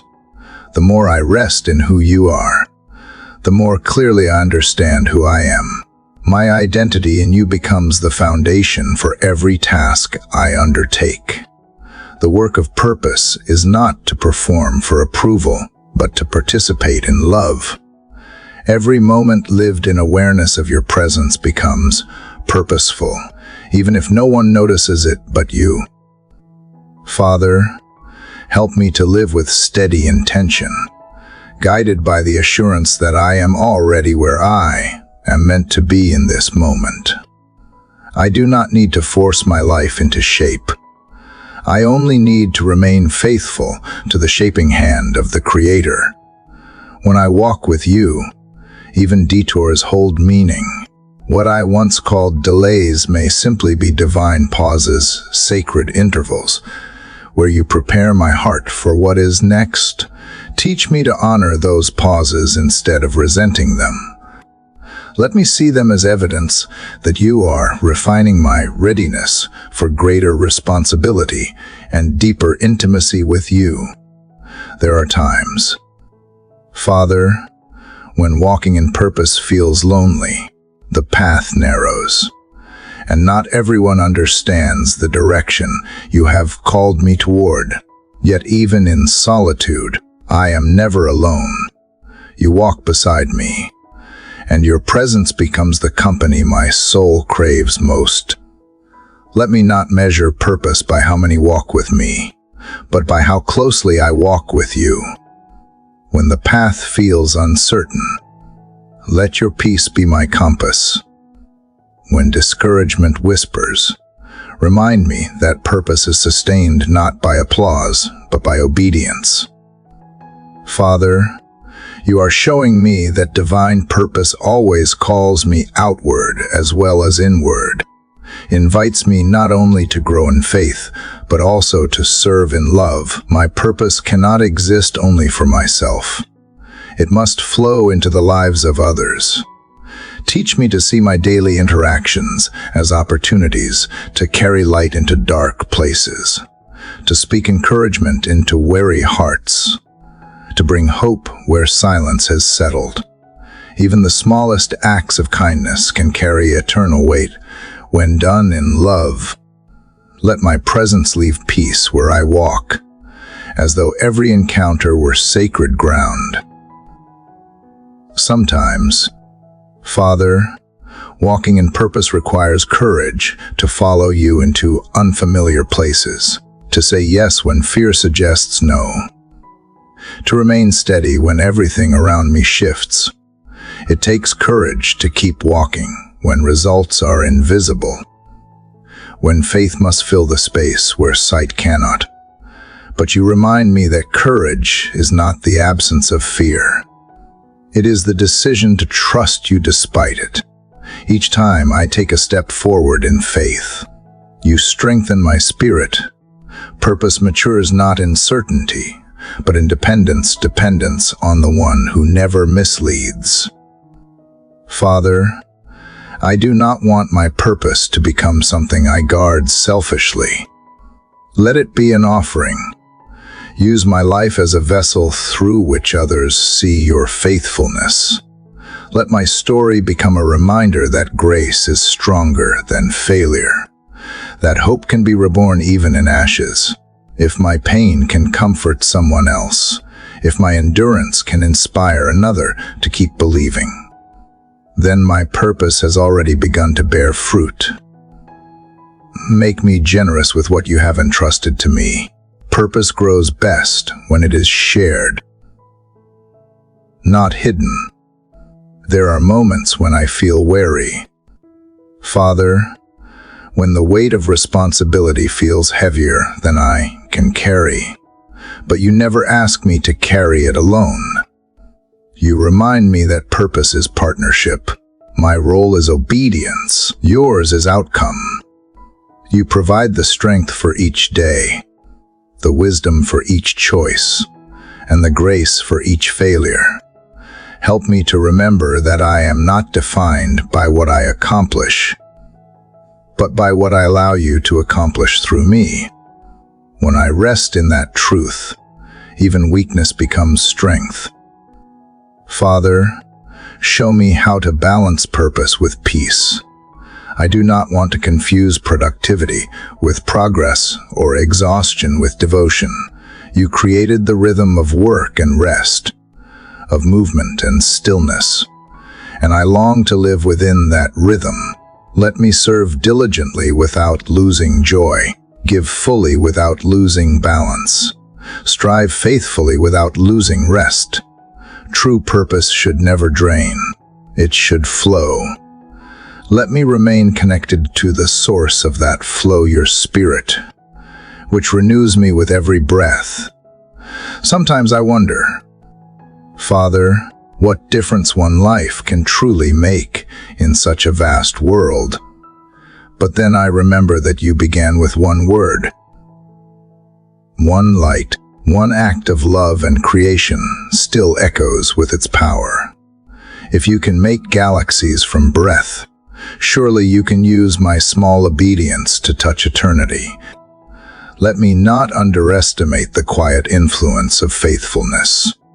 I may never see the full impact of my purpose, but I trust that you will weave it into the greater story you are writing across generations. Father, walking in divine purpose also means walking with gratitude. For every door you open, every lesson you teach, every person you send, I give thanks. Gratitude keeps my purpose humble and my heart anchored. When success comes, it reminds me to give glory where it belongs. When hardship comes, it reminds me that purpose often grows best in perseverance. Gratitude transforms every moment, joyful or painful, into worship. Let my life be an unending song of thanks, sung through the ordinary rhythms of obedience. Now, as the morning stretches fully awake and sunlight spills across the horizon, I feel the sacred peace of understanding settle deep within me. Purpose is not a mystery to be solved. It is a relationship to be lived.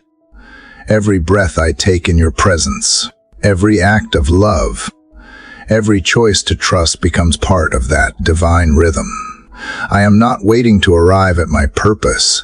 I am walking in it right now. Father, let me carry this awareness into every hour that follows. Let me move through this day not chasing greatness, but embodying grace, not seeking control, but living in communion.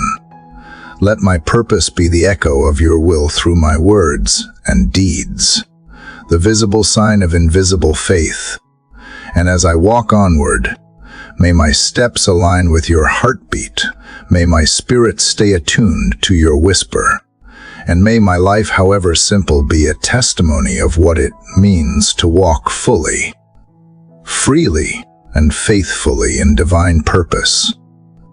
Father, as I continue walking in divine purpose, I sense a deep stillness settling over my spirit, the kind that can only come from being fully aligned with you. It is not the silence of emptiness, but the calm of connection. This peace does not come from the absence of struggle, but from the presence of certainty that even when life shifts, my foundation remains unmoved. Father, teach me to dwell in this peace as both a resting place and a way of life. Let it shape the way I think, speak, and move through the world, so that even amid chaos, my heart remains anchored in you. You know, Father, how long I searched for peace in places that could never provide it. I tried to build it through control, through achievement, through the approval of others. Each time, it slipped away like sand through open fingers. Only now do I understand that peace was never something to earn. It was always something to receive. It is not found in fixing everything around me, but in surrendering everything within me. Peace begins when I stop fighting for outcomes and start trusting the one who already holds them. Father, this peace is not fragile. It is not dependent on good days or easy paths. It is strong, enduring, and unshakable because it is built on truth, not circumstance. The world offers comfort that fades, but you offer a peace that outlasts storms. Even when uncertainty swirls, I can remain steady because peace is not the absence of wind. It is the assurance that the one who commands the wind is near. Help me to live from that confidence. Let my soul learn to rest not because everything is calm, but because I know who calms everything. There are mornings, Father, when my thoughts still race ahead of your timing. I wake with a mind full of worries, unfinished tasks, unresolved questions, unmet expectations. But you meet me here before the world begins to move and whisper, "Be still." That stillness is not an interruption to my day. It is the beginning of it. In stillness, I remember that I am not defined by what I accomplish, but by who I belong to.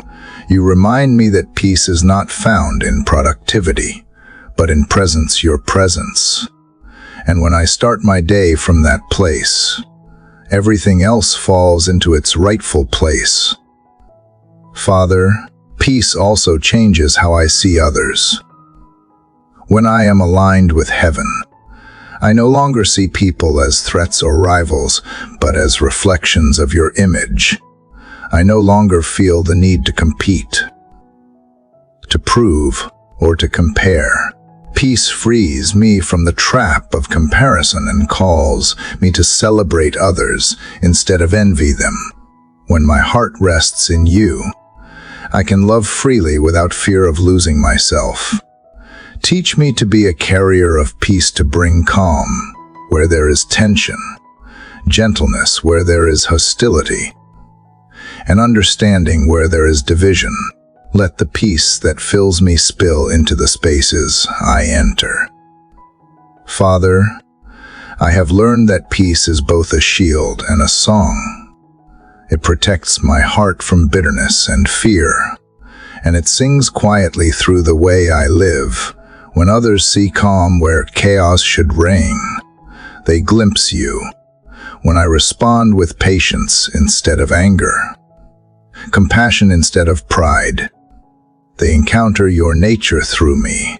Let peace become my testimony, an unspoken declaration that heaven is not distant, but dwelling here within. There are moments, Father, when peace must be fought for, not against people, but against the inner storms that rise within me. Doubt, fear, regret, and distraction all compete for space in my mind. Yet even then, you remind me that peace is not passive. It is a choice. It is choosing faith over fear, forgiveness over frustration, and worship over worry. It is refusing to let the noise of the world drown out the whisper of heaven. Teach me to guard my peace fiercely, not by closing off my heart, but by opening it more fully to you. Father, sometimes peace requires distance from habits, voices, or places that pull me away from you. Help me recognize when I need to step back in order to step closer to grace. Let discernment guide me to protect what is sacred. When I learn to say no to what disrupts my spirit, I make more room for what restores it. Peace is not isolation. It is invitation, an invitation to dwell where my soul can breathe freely and your presence can be felt deeply. There are days when the world feels heavy, when the headlines echo fear, and uncertainty seems louder than hope. But in those moments, your peace becomes even more profound. It reminds me that I am not at the mercy of circumstances, but under the care of eternity. The same hands that shaped galaxies are holding me. When I remember that, my heart settles again into rhythm with yours. Let me become a living example of that confidence, a calm presence in a restless world, a quiet light that reflects divine stability. Father, I realize now that peace is not meant to be a fleeting feeling. It is a fruit of constant connection. It grows each time I choose gratitude instead of complaint, prayer instead of panic, love instead of resentment. The more I stay close to you, the more peace becomes my natural state rather than a temporary relief. It is not something I visit. It is something I live in. Even when storms return, I do not lose it, it simply deepens, like roots growing stronger beneath the surface. You are showing me that peace is not the reward for solving life's problems. It is the grace that allows me to face them. When I am at peace, I can think clearly, love deeply, and act wisely. Peace gives me vision to see beyond the immediate and courage to move through uncertainty without fear. It steadies my steps and silences my doubts. And as I live from that calm center, I begin to understand that peace itself is purpose, a reflection of heaven on earth, a preview of eternity in time. Father, let me carry that peace into everything I do today. Let it guide my tone in conversation, my decisions at work, my reactions to interruptions. When others meet me, let them sense calm even if they do not know why. Let my peace become contagious, reminding others that there is still rest for the restless, still hope for the anxious, still love for the broken. Make me an instrument of reconciliation, bringing harmony wherever there has been hurt. The morning has grown brighter now, sunlight filtering through leaves in soft gold. The world outside seems to hum with quiet assurance, as if all creation knows its place in your design. Father, let my heart join that chorus. Let it beat in time with heaven, at peace with itself, with others, and with you. This is what it means to live aligned, not to escape the world, but to move through it carrying the stillness of eternity. And as this day unfolds, let every step I take echo that truth. That peace, once found in you, is not something I visit, but something I become. Father, as I reach the quiet close of this journey of morning prayers, I feel the stillness deepen around me, a stillness not of ending, but of continuation. Each word spoken through these dawns has not only shaped my faith, but softened my heart into something new. You have taken me from fear to trust, from restlessness to peace, from wandering to walking with purpose. And now, as I stand in this moment, I realize that the journey was never about arriving somewhere else. It was always about becoming someone different. Father, you have taught me that prayer is not a ritual to complete, but a rhythm to live within. Every sunrise is another invitation to begin again, to breathe again, to believe again. Looking back, I can see how each chapter unfolded like a sunrise of its own, each one revealing a little more of who you are and who I am in you. You met me in weakness and turned it into strength. You took my confusion and made it clarity, my silence and made it song. What began as a cry for help has become a conversation of love, steady and alive. And though this may be the final chapter written, it feels less like an ending and more like a door opening to a new rhythm of life. For prayer, once begun, never really stops. It simply moves from words to living. Father, I have learned that every breath can be a prayer, every act of kindness a hymn, every moment of gratitude a small altar of worship. The sacred is not confined to early mornings or quiet rooms. It walks with me through every hour. When I choose patience instead of frustration, I am praying. When I offer forgiveness instead of anger, I am worshiping. When I extend compassion instead of judgment, I am living my faith aloud. The truest prayer is not only spoken but embodied, and I want my life to continue whispering what these mornings have taught me, that love, once awakened, cannot return to sleep. You have shown me, Father, that faith is not fragile, it is resilient. It bends but does not break. It trembles but does not fade. It is the flame that flickers gently yet refuses to go out. Some mornings began with tears, others with strength, but each one brought me closer to the realization that you were never far, never silent, never uncertain. You were always in the waiting, the healing, the hoping. The light that guided me did not come from outside, it came from within.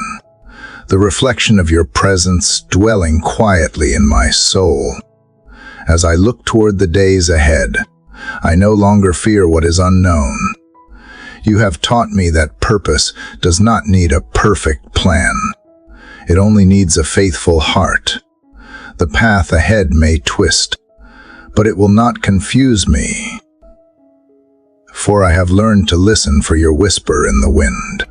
I have learned that peace is not found in knowing everything, but in trusting the one who does. I no longer chase certainty. I choose confidence in your character. I no longer seek control. I rest in your care. That is the freedom faith gives, the freedom to move through life unafraid of what comes next.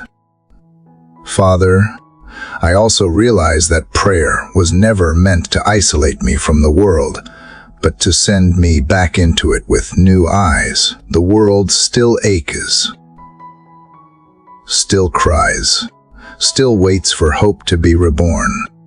And maybe that is why you taught me to pray, not so I could escape, but so I could carry light back into the shadows.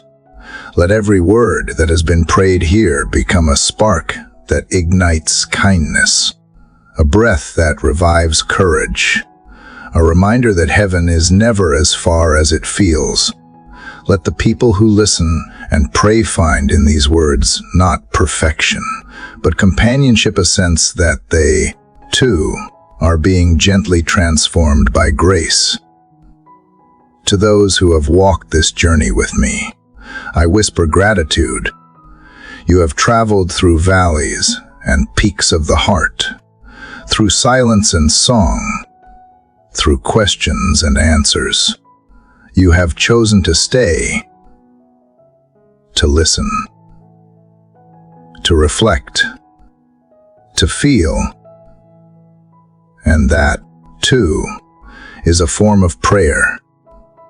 Thank you for opening your spirit to these words, for allowing them to find a home inside you. Your presence in this journey has made it more than words, it has made it communion. If these prayers have touched you, I invite you to share your own reflection below. Your thoughts, your story, your prayer, for every testimony is a light. And together, they form constellations that guide others who are still searching through the dark. Father, I pray that each person who hears or reads these words continues to rise with renewed strength each morning. Let them carry hope into their workplaces, peace into their homes, kindness into their relationships. When life grows heavy, let them remember that they are never alone, that you walk with them, whisper through them, and shine within them. Let this be a reminder that faith does not need to be loud to be alive. It only needs to be consistent, like the quiet unfolding of dawn, faithful and sure. And to you,